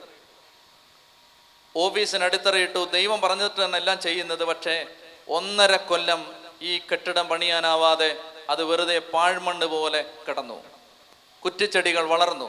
അദ്ദേഹം പറയുകയാണ്, ഞാൻ ശരിക്കും മടുത്തു. എന്നെ എല്ലാവരും കുറ്റപ്പെടുത്താൻ തുടങ്ങി. നിന്നോട് പല പ്രാവശ്യം പറഞ്ഞതല്ലേ എന്ന ആളുകൾ കുറ്റപ്പെടുത്താൻ തുടങ്ങി. അദ്ദേഹത്തിൻ്റെ മനസ്സുമെടുത്തു. ആ കാലഘട്ടത്തിൽ അദ്ദേഹം ഒരുപാട് ഹൃദയഭാരത്തോടെ ആ ശാലോമിൻ്റെ ഓഫീസിന് വേണ്ടി അടിത്തറ കെട്ടിയിട്ടിരിക്കുന്ന ആ ബേസ്മെന്റിൽ ഒരു രാത്രിയിൽ മുട്ടുകുത്തി നിന്ന് കരങ്ങൾ വിരിച്ച് ആകാശത്ത് നോക്കി കരഞ്ഞു, എൻ്റെ ദൈവമേ, നീ എന്തിനാണ് എന്നെ ഇങ്ങനെ നാണം കെടുത്തുന്നത്? നീ പറഞ്ഞത് കൊണ്ട് ബാങ്ക് ജോലി ഉപേക്ഷിച്ച ആളാണ് ഞാൻ. നീ പറഞ്ഞ വഴിയെ പോകാൻ തീരുമാനമെടുത്ത ആളാണ് ഞാൻ. എൻ്റെതായി കരുതിയിരുന്ന സകലതും സമ്പാദ്യങ്ങളും സുവിശേഷത്തിന് വേണ്ടി തീരെഴുതി കൊടുത്ത ആളാണ് ഞാൻ. എൻ്റെ ദൈവമേ, നീ എന്തിനാണ് എന്നെ നാണം കെടുത്തുന്നത് എന്ന് പറഞ്ഞ് അദ്ദേഹം കരഞ്ഞു. പ്രിയപ്പെട്ടവരെ, അദ്ദേഹം ദൈവസ്വരം കേട്ടു. പരിശുദ്ധാത്മാവ് അദ്ദേഹത്തോട് ചോദിച്ചു, ബെന്നി, നീ ശാലോമിൻ്റെ ഓഫീസ് പണിയാൻ കെട്ടിടത്തിന് അടിത്തറയിട്ടു. ആര് പറഞ്ഞിട്ടാണ് നീ ഓഫീസ് പണിയുന്നത്? അദ്ദേഹം പറയാണ്, ദൈവമേ, നീ പറഞ്ഞിട്ടല്ലേ ഞാനിത് പണിയുന്നത്. പരിശുദ്ധാത്മാവ് അദ്ദേഹത്തിന്റെ ഹൃദയത്തിൽ പറയാണ്, ഞാൻ പറഞ്ഞിട്ടാണ്. പക്ഷെ ശാലോമിൻ്റെ ഓഫീസിന്റെ പ്ലാൻ ആരുടേതാണ്? ശാലോമിൻ്റെ ഓഫീസിന്റെ പ്ലാൻ ആരുടേതാണ്? അദ്ദേഹം പൊട്ടിക്കരഞ്ഞുകൊണ്ട് ആ മണ്ണിലേക്ക് മുഖം പൂഴ്ത്തി അദ്ദേഹം പറഞ്ഞു, ആ പ്ലാൻ എൻ്റേതാണ്. അപ്പൊ ദൈവം പറയാണ്, ആ പ്ലാൻ എൻ്റേതല്ല, ആ പ്ലാൻ നിൻ്റേതാണ്, ആ പ്ലാൻ എൻ്റേതല്ല. പ്രിയപ്പെട്ടവരെ, ആ പ്ലാൻ ദൈവം പറഞ്ഞതുപോലെ റീവർക്ക് ചെയ്യുമ്പോൾ അദ്ദേഹം പറയുന്നു, അദ്ദേഹം സങ്കല്പിക്കുന്നതിനേക്കാൾ കൂടുതൽ 10,000-കണക്കിന് ലക്ഷക്കണക്കിന് രൂപ ഓഫീസ് പണിയാൻ ഒഴുകാൻ തുടങ്ങി. ശാലോമിൻ്റെ ഓഫീസിന്റെ കെട്ടിടം തീർന്നു. ഞാൻ പറഞ്ഞു വരുന്നത്, ഒരു കുഞ്ഞു കാര്യത്തിൽ പോലും നിന്റെ ജീവിതത്തിൽ തീരുമാനമെടുക്കണമെന്ന് ദൈവത്തിന് ആഗ്രഹമുണ്ട്. നീ ദൈവത്തോട് ചോദിച്ചോ? നീ ദൈവത്തോട് ചോദിച്ചോ? പ്രിയപ്പെട്ടവരെ, നിങ്ങൾ വളരെ ശ്രദ്ധിക്കണം. ഞാൻ മറ്റൊരു പ്രധാനപ്പെട്ട കാര്യത്തിലേക്ക് പോവുകയാണ്. അങ്ങനെയാണെങ്കിൽ നമ്മൾ ദൈവത്തോട് ചോദിക്കണ്ടേ? ജീവിതത്തിലെ ഓരോ ചെറിയ കാര്യവും ദൈവത്തോട് ചോദിക്കണ്ടേ? മക്കളെ സംബന്ധിച്ച് തീരുമാനമെടുക്കാൻ നമ്മളെ ആരാണ് ഏൽപ്പിച്ചത്? കുടുംബത്തെക്കുറിച്ച് തീരുമാനമെടുക്കാൻ സർവാധികാരം നൽകി ആരാണ് നമ്മളെ സ്വതന്ത്രരാക്കിയത്? ആരാണ് നമുക്ക് സർവ്വസ്വാതന്ത്ര്യങ്ങൾ തീരെഴുതി തന്നത്? അങ്ങനെ നമ്മുടെ ദൈവം തന്നിട്ടില്ല. തൻ്റെ മക്കൾ തൻ്റെ സ്വരം കേൾക്കണമെന്ന് ആഗ്രഹിക്കുന്ന ദൈവമാണ് ബൈബിളിലെ ദൈവം. മക്കളെ പോലെയാണ് ദൈവം നമ്മളെ കണ്ടത്. അതുകൊണ്ടാണ് പറഞ്ഞത് 1 യോഹന്നാൻ 3:1, കണ്ടാലും എത്ര വലിയ സ്നേഹമാണ് ദൈവം നമ്മോട് കാണിച്ചത്. നാം ദൈവത്തിന്റെ മക്കൾ, നാം ദൈവത്തിന്റെ മക്കൾ എന്ന് വിളിക്കപ്പെടുന്നു. എഫേസോസ് 2-ാം അധ്യായത്തിൽ ദൈവത്തിന്റെ വചനം പറയും, നാം ഇനിമേൽ അന്യരോ പരദേശികളോ അല്ല, ദൈവഭവനത്തിലെ അംഗങ്ങളാണ്, വിശുദ്ധരുടെ സഹപൗരരാണ്. ഞാൻ പറയുന്നത് നിങ്ങൾ ഉറക്കെ പറയണം, ഞങ്ങൾ. ഇങ്ങനെയൊന്നും പറഞ്ഞാൽ പോരാ, ഞങ്ങൾ. ഉറക്കെ പറ, ഞങ്ങൾ ഭിക്ഷക്കാരല്ല, മക്കളാണ്. ഉറക്കെ പറ, ഞങ്ങൾ ഭിക്ഷക്കാരല്ല, മക്കളാണ്. ഉറക്കെ പറ, ഞങ്ങൾ ഭിക്ഷക്കാരല്ല, മക്കളാണ്. അടുത്തിരിക്കുന്ന ആൾക്ക് കൈ കൊടുത്തിട്ട് പറ, നീ ഭിക്ഷക്കാരനല്ല, മക്കളാ. മകളാ, മകനാ, പറഞ്ഞോ.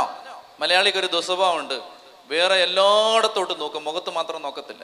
മുഖത്ത് നോക്കി പറ, നീ മകളാ, ഭിക്ഷക്കാരനല്ല, പറ. നീ മകനാ, പറ. ഓക്കെ, കൊള്ളാം. ചൊല്ലി പറഞ്ഞേ, ഹല്ലേലൂയ, ഹല്ലേലൂയ. പ്രിയപ്പെട്ടവരെ, നിങ്ങൾ വളരെ ശ്രദ്ധിച്ച് കേൾക്കുക. നമ്മൾ ദൈവത്തിന്റെ സ്വരം കേൾക്കണമെന്ന് ദൈവത്തിന് ആഗ്രഹമുണ്ട്. ഇനി എന്നെ നിങ്ങൾ ശ്രദ്ധിക്കണം. ബോർഡ് ഉണ്ടെങ്കിൽ ഞാൻ വരച്ച് കാണിച്ചേനെ. എന്നെ നിങ്ങൾ നോക്കിക്കോണം, എന്നെ നോക്കിക്കോണം കേട്ടോ. വലിയ ഒരു വൃത്തം, പറഞ്ഞേ, വലിയ ഒരു, ഉറക്കെ പറ, വലിയ ഒരു വൃത്തം. ഓക്കെ, ആ വൃത്തമാണ് നമ്മുടെ ശരീരം. ആ വൃത്തമാണ് നമ്മുടെ ശരീരം. ഇനി ഞാൻ ചോദിക്കും, LKG പോലെ ചോദിക്കും, നിങ്ങൾ ഉറക്കെ പറയണം. വലിയ ഒരു വൃത്തം. ആ വൃത്തം എന്താണ്? നമ്മുടെ ശരീരം. ഓരോരുത്തരുടെയും വലിപ്പം അനുസരിച്ച് വൃത്തത്തിന്റെ വലിപ്പവും കൂടും. ഓക്കെ, അപ്പോൾ ഒരു ശരാശരി വൃത്തം ഇപ്പൊ മനസ്സിൽ കണ്ടോളുക. ഈ വൃത്തം എന്താണ്? നമ്മുടെ ശരീരം. ഓക്കെ, അതിനകത്ത് വേറൊരു വൃത്തം. ആ വൃത്തം എന്താണ്? നമ്മുടെ മനസ്സ്. ഉറക്കെ പറ, നമ്മുടെ. ഇപ്പൊ എത്ര വൃത്തമായി? 2 വൃത്തം. ആദ്യത്തെ വൃത്തം നമ്മുടെ ശരീരം, രണ്ടാമത്തെ വൃത്തം നമ്മുടെ മനസ്സ്. അകത്ത് വേറൊരു വൃത്തം, അതാണ് നമ്മുടെ ആത്മാവ്. എത്ര വൃത്തമായി? 3 വൃത്തം. ഏതൊക്കെയാണ് വൃത്തങ്ങൾ? ശരീരം, ഏറ്റവും പുറത്തുള്ള വൃത്തം ശരീരം, അതിനകത്തുള്ള വൃത്തം മനസ്സ്, അതിനകത്തുള്ള വൃത്തം ആത്മാവ്. ശ്രദ്ധിക്കുന്നുണ്ടോ? ഉണ്ട്. ഓക്കെ, ശ്രദ്ധിച്ചു കേട്ടോണം. നമ്മുടെ വിചാരം ഇത്ര ഉള്ളെന്നാ, നമ്മൾ ഇത്രയും വൃത്തമേ ഉള്ളെന്നാണ് നമ്മുടെ വിചാരം. ശരീരം, മനസ്സ്, ആത്മാവ്. ചോറുണ്ണത് ഇതിലേതിനു വേണ്ടിയാ? ശരീരത്തിന് വേണ്ടിയാണ്. സീരിയൽ കാണുന്നത് ഇതിലേതിനു വേണ്ടിയാ? മനസ്സിന് വേണ്ടിയാണ്. പ്രാർത്ഥിക്കുന്നത് ഇതിലേതിനു വേണ്ടിയാ? ആത്മാവിന്. ക്ലിയർ ആയില്ലേ? അപ്പൊ ശരീരത്തിന് വേണ്ടതും കൊടുക്കുന്നുണ്ട്, മനസ്സിന് വേണ്ടതും കൊടുക്കുന്നുണ്ട്, ആത്മാവിന് വേണ്ടതും കൊടുക്കുന്നുണ്ട്. അപ്പൊ എത്ര വൃത്തമായി? 3 വൃത്തം. അമ്മച്ചി എത്ര വൃത്തമായി? 3 വൃത്തം. ഉറങ്ങുന്ന ചേച്ചി എത്ര വൃത്തമായി? 3 വൃത്തം. ഉറക്കെ പറഞ്ഞേ, ഏതാണ് ആദ്യത്തെ വൃത്തം? ശരീരം. രണ്ടാമത്തെ വൃത്തം, മൂന്നാമത്തെ വൃത്തം. ഇനി ശ്രദ്ധിച്ചു കേട്ടോ, ഇതിൽ മാമോദീസ സ്വീകരിച്ച എല്ലാവരും ഒന്ന് കൈവെക്കേ, ഒന്ന് കൈവീശിക്കേ.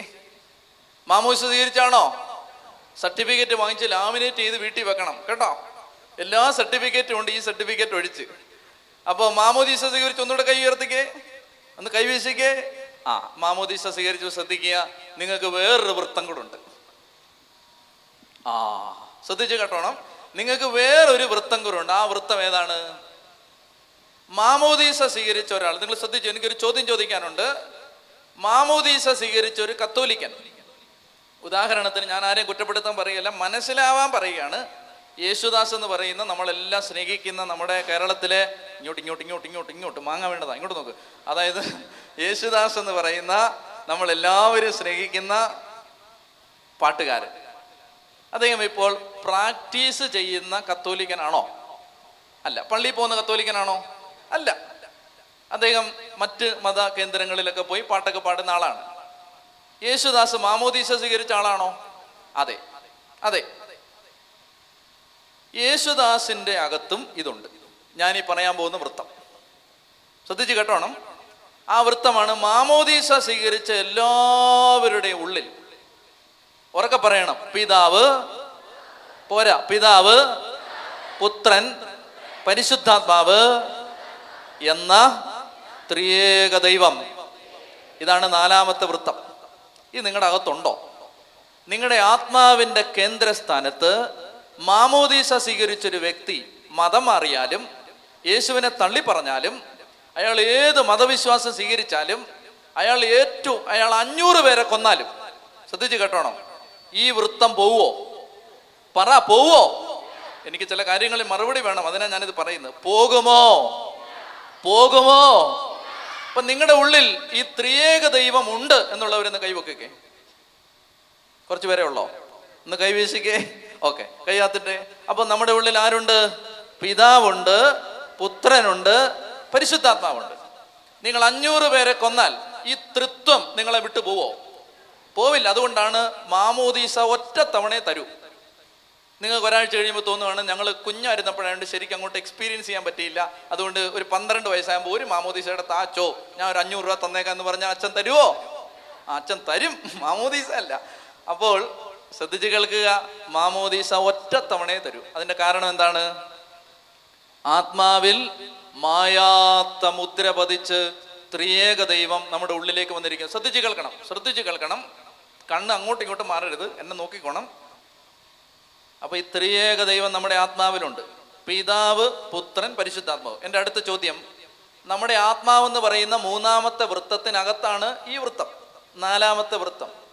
അപ്പൊ പിതാവ്, പുത്രൻ, പരിശുദ്ധാത്മാവിൽ നമ്മുടെ ആത്മാവിനോട് അടുത്ത് നിൽക്കുന്ന ആരാ? പിതാവാണോ, പുത്രനാണോ, പരിശുദ്ധാത്മാവാണോ? ഞാൻ മനസ്സിലാവുന്ന ഭാഷയല്ല ഇത് പറയുന്നത്. അങ്ങനെ അടുത്ത് അകലെ നിന്നും പറയാൻ പറ്റില്ല ആത്മാവിനെ പറ്റി. എന്നാലും മനസ്സിലാകാൻ വേണ്ടി പറയുകയാണ്. നമ്മുടെ ആത്മാവിനോട് അടുത്ത് നിൽക്കുന്നത് ഈശോയാണോ, അപ്പനാണോ, ആത്മാവാണോ? പരിശുദ്ധാത്മാവാണ്. പരിശുദ്ധാത്മാവിലൂടെ നമ്മുടെ ആത്മാവിലേക്ക് എല്ലാ കൃപകളും വർഷിക്കപ്പെടുന്ന ഒന്നാണ്. നിങ്ങൾ ശ്രദ്ധിച്ച് കേൾക്കണം, അടിസ്ഥാന പാഠങ്ങൾ പഠിക്കാതെ നമ്മളല്ലേ മറ്റ് മതസ്ഥരായിട്ട് വ്യത്യാസമില്ലാത്തവരായി പോകും. അതുകൊണ്ടാണ് ഞാനിത് പറയുന്നത്. ശ്രദ്ധിച്ച് കേട്ടോളുക. അങ്ങനെയാണെങ്കിൽ നിങ്ങളുടെ ഉള്ളിൽ ത്രിയേക ദൈവം ഉണ്ട് എന്നുള്ളവര് 2 കൈയൊന്ന് പൊക്കണം. ത്രിയേക ദൈവം ഉണ്ട്, ഒന്ന് കൈവീശിക്കേ. അങ്ങനെയാണെങ്കിൽ കയ്യാത്തിട്ടെ. അങ്ങനെയാണെങ്കിൽ നിങ്ങളുടെ ഉള്ളിലെ പാപമാണോ വലുത്, നിങ്ങളുടെ ഉള്ളിലെ ദൈവമാണോ വലുത്? എനിക്ക് മറുപടി വേണം. നിങ്ങളുടെ ഉള്ളിലെ പാപമാണോ വലുത്, നിങ്ങളുടെ ഉള്ളിലെ ദൈവമാണോ വലുത്? നിങ്ങളുടെ ഉള്ളിലെ ദൈവത്തിന്റെ ശക്തിയാണോ വലുത്, പാപത്തിന്റെ ശക്തിയാണോ വലുത്? ദൈവത്തിന്റെ ശക്തിയാണ്. ആണോ? ആണല്ലോ. നിങ്ങൾക്ക് ഇട്ടൊരുത്തനെ ആവിചാരം ചെയ്ത് ഏക്കുവോ? നിങ്ങളുടെ അകത്ത് ആറ്റം ബോംബ് ഇരിക്കുകയാണ്. നിങ്ങളുടെ വീട്ടിൽ ഒരുത്തൻ ഓലപ്പടക്കം പൊട്ടിക്കുന്നു, ഏക്കുവോ? ഏക്കുവോ? ഞാൻ ഈ വരുന്ന ദിവസങ്ങളിൽ ഇത് വിശദീകരിച്ചോളാം. ഉച്ചത്തി പറഞ്ഞേ ഹല്ലേലൂയാ, ഹല്ലേലൂയാ. ശ്രദ്ധിച്ചു കേട്ടോണം, നമ്മുടെ അകത്തിരിക്കുന്നത് ആറ്റം ബോംബാണ്. പിതാവ്, പുത്രൻ, പരിശുദ്ധാത്മാവ്. ശ്രദ്ധിച്ചു കേട്ടോളുക. നമ്മുടെ ഏറ്റവും വലിയ പരാജയം എന്താണെന്നറിയാം പ്രിയപ്പെട്ടവരെ? നമ്മൾ ലോകത്തുള്ള പല മതങ്ങളും പല ആശയങ്ങളും പല പുസ്തകങ്ങളും പറഞ്ഞാണ് നമ്മുടെ തലയ്ക്കകത്ത് കിടക്കുന്നത്. ദൈവം പറഞ്ഞതൊഴിച്ച് ബാക്കിയെല്ലാം നമ്മുടെ തലയ്ക്കകത്തുണ്ട്. ദൈവം പറഞ്ഞതൊഴിച്ച് ബാക്കിയെല്ലാം നമ്മുടെ തലയ്ക്കകത്തുണ്ട്. മാമോദീസ സ്വീകരിച്ച ഒരു വ്യക്തിയുടെ ആത്മാവിൽ ത്രിയേക ദൈവം വാഴുകയാണ്. ഇൻഡെലിബിൾ മാർക്ക്, മായാത്ത മുദ്ര. ഞാൻ പറഞ്ഞു വന്നത്, ഈ ദൈവം ചത്തിരിക്കുവാണോ നമ്മുടെ ആത്മാവിൽ? ഈ ദൈവത്തെ നിങ്ങൾ കുഴിച്ചുമൂടിയിരിക്കുകയാണോ? ഈ ദൈവത്തിന് നിങ്ങൾ ശവകുടീരം പണിഞ്ഞോ? ഈ ദൈവത്തിന്റെ കല്ലറയുടെ മേളിലാണോ നിങ്ങൾ നിൽക്കുന്നത്? ഈ ദൈവത്തിന് ജരാനരകൾ ബാധിച്ചോ? ഈ ദൈവത്തിന് വയസ്സായോ? ഈ ദൈവത്തിന് കണ്ണു കാണാതായോ? ഈ ദൈവത്തിന് സംസാരശേഷി നഷ്ടപ്പെട്ടോ? ഇല്ലല്ലോ. അപ്പൊ ഈ ദൈവം നമ്മളോട് സംസാരിക്കുന്നുണ്ടോ? നമ്മുടെ ആത്മാവിൽ ഇരുന്നുകൊണ്ട് ഈ ദൈവം നമ്മോട് സംസാരിക്കുന്നുണ്ടോ? നിങ്ങൾ കേൾക്കുന്നുണ്ടോ? നിങ്ങൾ കേൾക്കുന്നുണ്ടോ ഇല്ലയോ? അത് പറ, സത്യം പറ, പുണ്യം പറയാതെ സത്യം പറ. കേൾക്കുന്നുണ്ടോ ഇല്ലയോ? നിങ്ങളുടെ കൊച്ചിനെ ഏത് സ്കൂളിൽ വിടണമെന്ന് ഈ ദൈവം നിങ്ങളോട് പറഞ്ഞത് നിങ്ങൾ കേട്ടോ? കേട്ടോ? പ്രിയപ്പെട്ട സഹോദരങ്ങളെ, ശ്രദ്ധിച്ച് കേൾക്കുക. ദൈവം നമ്മളോട് പറഞ്ഞിട്ടുണ്ട് ഓരോ ചെറിയ കാര്യവും എന്ത് ചെയ്യണം, എങ്ങനെ ചെയ്യണമെന്ന്. ആത്മാവിലിരുന്നു കൊണ്ട് മാമോദീസ മുങ്ങിയ ഒരുവന്റെ ആത്മാവിന്റെ കേന്ദ്രസ്ഥാനത്ത് മായാത്ത മുദ്ര പതിപ്പിച്ച് വാഴുന്ന ത്രിയേക ദൈവം നിന്നോട് പറയുന്നുണ്ട്, മകനെ, മകളെ, നീ എന്ത് ചെയ്യണം? നമ്മുടെ പരാജയം എവിടെ തുടങ്ങിയെന്നറിയാമോ? ഇത് കേൾക്കാൻ നമ്മുടെ കാതടയ്ക്കപ്പെട്ടു. യെശയ്യാ പ്രവചനം 35-ാം അധ്യായം 5 മുതലുള്ള തിരുവചനം. യേശു വരുമ്പോൾ, യെശയ്യാ പ്രവാചകൻ യേശുവിന്റെ വരവിന് ഏതാണ്ട് 600 കൊല്ലങ്ങൾക്ക് മുമ്പ്, 6 നൂറ്റാണ്ട് മുമ്പ് ഇങ്ങനെ പ്രവചിച്ചു. അവൻ വരുമ്പോൾ അപ്പോൾ അന്ധരുടെ കണ്ണുകൾ തുറക്കപ്പെടും, ബധിരന്റെ ചെവി അടഞ്ഞിരിക്കില്ല, മൂകന്റെ നാവ് സന്തോഷത്തിന്റെ ഗാനമുതിർക്കും, മുടന്തൻ മാനിനെ പോലെ കുതിച്ചു പായും, വരണ്ട ഭൂമിയിലൂടെ അരുവികൾ പൊട്ടിപ്പുറപ്പെടും. കർത്താവിന്റെ വചനം പറയുകയാണ്, അന്ധരുടെ കണ്ണ് തുറക്കപ്പെടും. ഈ കണ്ണല്ല, അകക്കണ്ണ്. ഞാൻ അതിനെക്കുറിച്ച് നാളെ നിങ്ങളോട് പറയാം. അകക്കണ്ണ് തുറക്കപ്പെടും. യേശു വരുമ്പോൾ കാതു തുറക്കപ്പെടും, ആന്തരിക ശ്രവണേന്ദ്രിയം തുറക്കപ്പെടും, ഹൃദയം തുറക്കപ്പെടും. പ്രിയപ്പെട്ടവരെ, ആത്മാവിൽ വാഴുന്ന ദൈവത്തെ കാണാനും കേൾക്കാനും അനുഭവിക്കാനും ഭാഗ്യം കിട്ടിയവരാണ് നമ്മൾ. ശ്രദ്ധയോടെ കേൾക്കുക. അങ്ങനെയാണെങ്കിൽ ഞാൻ പറഞ്ഞു നിർത്തുകയാണ്, നമ്മുടെ സമയം തീരുന്നു. ആരാധനയിലേക്ക് കയറി നമുക്കിന്ന് അവസാനിപ്പിക്കണം. രണ്ടാമത്തെ കാര്യം ഇതാണ്. ഈ ദിവസങ്ങളിൽ നിങ്ങൾ ഒരു കാര്യം ചെയ്യണം. ഈ ധ്യാനത്തിന് നിങ്ങൾ തുടർന്ന് വരാൻ ആഗ്രഹിക്കുന്നെങ്കിൽ, ഞാൻ പറയുന്ന കാര്യങ്ങൾ നിങ്ങൾക്ക് മനസ്സിലാവണമെങ്കിൽ, ഞാൻ പറയുന്ന കാര്യങ്ങൾ നിങ്ങളുടെ ഹൃദയത്തിൽ എഴുതപ്പെടണമെങ്കിൽ, നിങ്ങൾ ഒരു കാര്യത്തിന് വേണ്ടി പ്രാർത്ഥിക്കണം. ജ്ഞാനത്തിന്റെ പുസ്തകം 7-ാം അധ്യായം 7-ാം വാക്യം. ഞാൻ പ്രാർത്ഥിച്ചു, എനിക്ക് വിവേകം ലഭിച്ചു. പറഞ്ഞേ, ഞാൻ പ്രാർത്ഥിച്ചു, എനിക്ക് വിവേകം. പ്രിയപ്പെട്ടവരെ, നിങ്ങൾ നാളെ രാവിലെ എഴുന്നേറ്റ് ഒരു 10 മിനിറ്റ് നിങ്ങൾ എവിടാണോ കിടന്നത് അവിടെ ഇരുന്നിട്ട് നിങ്ങൾ ഇങ്ങനെ പ്രാർത്ഥിക്കണം, കർത്താവേ, എൻ്റെ ഉള്ളിൽ വാഴുന്ന എൻ്റെ ദൈവമേ, എനിക്ക് ജ്ഞാനം തരണമേ. എന്നൊക്കെ പറഞ്ഞ് എനിക്ക് എന്ത് തരണം? ഉറക്കെ പറ, എന്ത് തരണം? ജ്ഞാനം തരണമേ. പ്രിയപ്പെട്ടവരെ, നിങ്ങൾ ഇത് മാത്രം പ്രാർത്ഥിച്ചിട്ട് നാളെ വൈകിട്ട് വരിക. എന്തെന്നില്ലാത്ത ഗ്രഹണശേഷി ദൈവം നിങ്ങൾക്ക് തരും.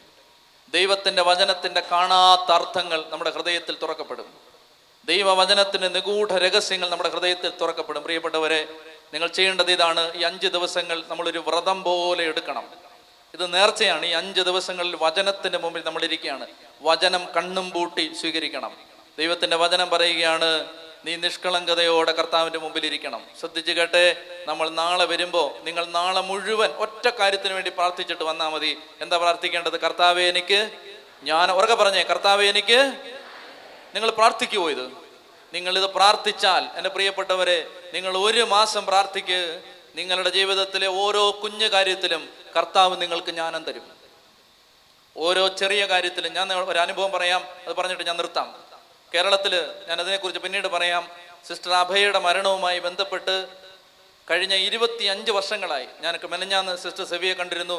സിസ്റ്റർ പറയുകയാണ്, അച്ഛാ, എൻ്റെ ജൂബിലി ആയെന്ന്. അതായത് കേസിൻ്റെ ജൂബിലി. സിസ്റ്റർ അഭയുടെ മരണവുമായി ബന്ധപ്പെട്ട് കേരളം മുഴുവൻ, ലോകം മുഴുവൻ വേട്ടയാടിയ 2 അച്ഛന്മാരും സിസ്റ്ററും ഉണ്ട്. ഞാൻ പിന്നീട് അതിനെക്കുറിച്ചൊക്കെ പറഞ്ഞോളാം. ഏതായാലും ഈ സിസ്റ്റർ, അന്വേഷണ ഏജൻസിക്ക് ഒരു നിർബന്ധം ഉണ്ടായിരുന്നു, എങ്ങനെയെങ്കിലും ഈ സിസ്റ്റർ കൊള്ളരുതാത്ത സ്ത്രീയാണെന്ന് വരുത്തി തീർക്കണം. അന്വേഷണ ഏജൻസിക്ക് ഒറ്റ നിർബന്ധം, അതുകൊണ്ടാണ് വെർജിനിറ്റി ടെസ്റ്റ് ഉൾപ്പെടെ നടത്തിയത്. ഈ സ്ത്രീ എങ്ങനെയെങ്കിലും മോശക്കാരിയാണെന്ന് പ്രഖ്യാപിക്കണം. കോട്ടയത്തെ പയസ് 10th കോൺവെന്റ് ഹോസ്റ്റലിലെ വാർഡനായിരുന്ന ഈ സിസ്റ്ററിനെ കുറിച്ച് ഹോസ്റ്റലിലുണ്ടായിരുന്ന 100-ലധികം പെൺകുട്ടികളോട് ഓരോരുത്തരെയായി വിളിച്ചു വരുത്തി ചോദിച്ചു. അന്വേഷണ ഏജൻസി ചോദിച്ചു, നിങ്ങൾ ഈ സ്ത്രീ, ഈ സിസ്റ്റർ മോശക്കാരിയല്ലേ? മോശം സ്ത്രീ ഒരൊറ്റ ആള് പോലും പറഞ്ഞില്ല. സിസ്റ്റർ നല്ലവളാണെന്നാണ് എല്ലാവരും പറഞ്ഞത്. അവരുടെ രണ്ടാമത്തെ ശ്രമം ഈ സിസ്റ്റർ മോശക്കാരിയാണെന്ന് പറയാൻ വേണ്ടി അവർ ചെയ്തത് ഇതാണ്: അടുക്കളയിൽ ജോലി ചെയ്തിരുന്ന ജോലിക്കാരെ വിളിച്ചു വരുത്തി. പാവപ്പെട്ട സ്ത്രീകളാണ്. അവർക്ക് ഞാൻ അതേക്കുറിച്ച് കൂടുതൽ പറയുന്നില്ല. അവരെ പലതരത്തിൽ ശ്രമകരമായ രീതിയിൽ അവരെ പ്രലോഭിപ്പിച്ച് അവരോട് പറയുകയാണ്, ഈ സിസ്റ്റർ മോശക്കാരിയാണെന്ന് ഒരു സെന്റൻസ് പറഞ്ഞാൽ മതി, ഈ സിസ്റ്റർ കൊള്ളരുതാത്ത സിസ്റ്ററാണ്. അവർ പറഞ്ഞു, അങ്ങനല്ല, ഞങ്ങളുടെ അനുഭവമല്ലേ ഞങ്ങൾക്ക് പറയാൻ പറ്റൂ, സിസ്റ്റർ നല്ല സിസ്റ്ററാണ്. എൻ്റെ പ്രിയപ്പെട്ട സഹോദരങ്ങളെ, അവരെന്ത് ചെയ്തെന്നറിയാമോ? അവർ ചെയ്തൊരു കാര്യം ഇതാണ്: ഒരു അശ്ലീല സിനിമ എടുത്ത്, ആ അശ്ലീല സിനിമയിൽ അഭിനയിക്കുന്ന സ്ത്രീയുടെ തല വീഡിയോ എഡിറ്റിംഗ് ചെയ്ത് കട്ട് ചെയ്തിട്ട് ഈ സിസ്റ്ററിന്റെ തലയെടുത്ത് അവിടെ വെച്ചു. അപ്പോൾ ഈ അശ്ലീല സിനിമ കാണുന്ന ഒരു സാധാരണക്കാരന് തോന്നുന്നത് ഈ സിസ്റ്ററാണ് ഈ അശ്ലീല സിനിമയിൽ അഭിനയിച്ചിരിക്കുന്നത്. വളരെ മോശമായ രീതിയിൽ അഭിനയിച്ചിരിക്കുന്ന ഒരു അശ്ലീല സിനിമയുടെ അതിൽ അഭിനയിച്ചിരിക്കുന്ന ആളുടെ ശിരസ് വെട്ടിമാറ്റി സിസ്റ്ററിന്റെ ശിരസ് വെച്ചിട്ട് സിസ്റ്റർ മോശക്കാരിയാണെന്ന് അടുക്കളയിലെ ചേച്ചിയെ, അക്ഷരാഭ്യാസം പോലും ഇല്ലാത്ത ചേച്ചിയെ കാണിച്ചു. എന്നിട്ട് പറഞ്ഞു, ഇനി പറയാൻ പറഞ്ഞു, സിസ്റ്റർ മോശമാണോ നല്ലതാണോ? അവർ പൊട്ടിക്കരഞ്ഞു. എന്നിട്ട് അവർ പ്രാർത്ഥിച്ചു, എൻ്റെ കർത്താവേ, എന്തിനാണ് എന്നെ ഇങ്ങനെ ഇട്ട് പീഡിപ്പിക്കുന്നത് കർത്താവേ എന്ന് പറഞ്ഞ് അവർ കരഞ്ഞു. നമ്മൾ ഈ പറഞ്ഞുകൊണ്ടിരിക്കുന്ന സാധനം ഉണ്ടല്ലോ, എന്താ? ജ്ഞാനം. ഈ സാധനം ആ ചേച്ചിയുടെ മേൽ പരിശുദ്ധാത്മാവ് അയച്ചു. ആ സ്ത്രീ പറഞ്ഞു, ആ ചേച്ചി ഇങ്ങനെ പറഞ്ഞു, സാറുമാരെ, ആ വീഡിയോ എനിക്ക് ഒന്നുകൂടെ കാണണമെന്ന് പറഞ്ഞു. അവരതൊന്നുകൂടെ കാണിച്ചു. അത് കണ്ടുകൊണ്ടിരിക്കുമ്പോൾ ആ ചേച്ചി പറഞ്ഞു, ഇവിടെ നിർത്താമോ എന്ന് ചോദിച്ചു. അവിടെ നിർത്തി.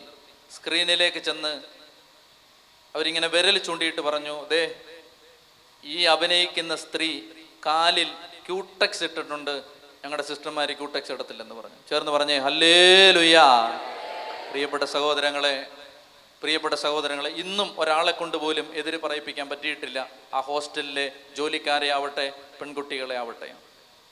ഞാൻ പറഞ്ഞു വരുന്നത്, ജ്ഞാനം എന്ന് പറയുന്നത് ലൂക്കാ 12:12 എന്ത് പറയണമെന്ന്, എങ്ങനെ പറയണമെന്ന് നിങ്ങൾ ആകുലപ്പെടേണ്ട. പരിശുദ്ധാത്മാവ് നിങ്ങളുടെ ഉള്ളിലിരുന്ന് പറയും. പ്രിയപ്പെട്ടവരെ, നിങ്ങൾ ഈ ദിവസങ്ങളിൽ പ്രാർത്ഥിക്കണം. നാളെ നിങ്ങൾ മനസ്സ് നൊന്ത് പ്രാർത്ഥിക്കണം, കർത്താവേ, എനിക്ക് എന്ത് തരണം? ഞാൻ 2 കാര്യമാണ് പറഞ്ഞത്, ഹോംവർക്കാണിത്. വീട്ടിലേക്ക് പോകുമ്പോൾ പറഞ്ഞുകൊണ്ട് പോകണം, കർത്താവേ, എനിക്ക് വിശ്വാസം തരണം. അതാണ് ഒന്നാമത്തേത്. കർത്താവേ, എനിക്ക് ജ്ഞാനം തരണം. ഇത് ചെയ്യുമോ നിങ്ങൾ? ഇത് ചെയ്തിട്ട് നിങ്ങൾ വന്നാൽ ഈ 5 ദിവസങ്ങൾ നിങ്ങളുടെ ജീവിതത്തിലെ മറക്കാനാവാത്ത ദിവസങ്ങളായി മാറും. നിങ്ങളുടെ ജീവിതത്തിൽ ദൈവം തൊടും. നിങ്ങളുടെ ജീവിതത്തെ ദൈവം ഏറ്റെടുക്കും. അപ്പത്തെയും വീഞ്ഞിനെയും രൂപാന്തരപ്പെടുത്തിയതുപോലെ നിങ്ങളുടെ ജീവിതത്തെയും ദൈവം രൂപാന്തരപ്പെടുത്തും.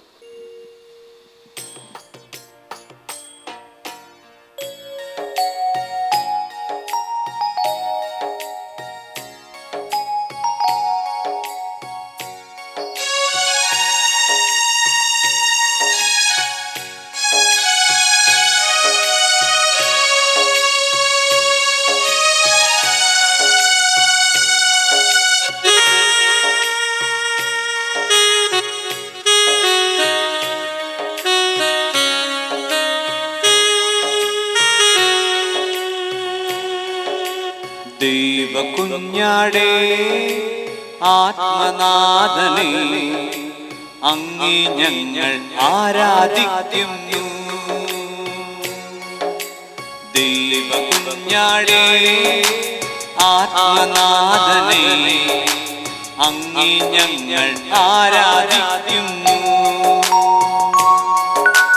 കൊല്ലപ്പെട്ടവനെ, ഉദ്ധിതനായവനെ, അങ്ങേ ഞങ്ങൾ ആരാധിക്കുന്നു.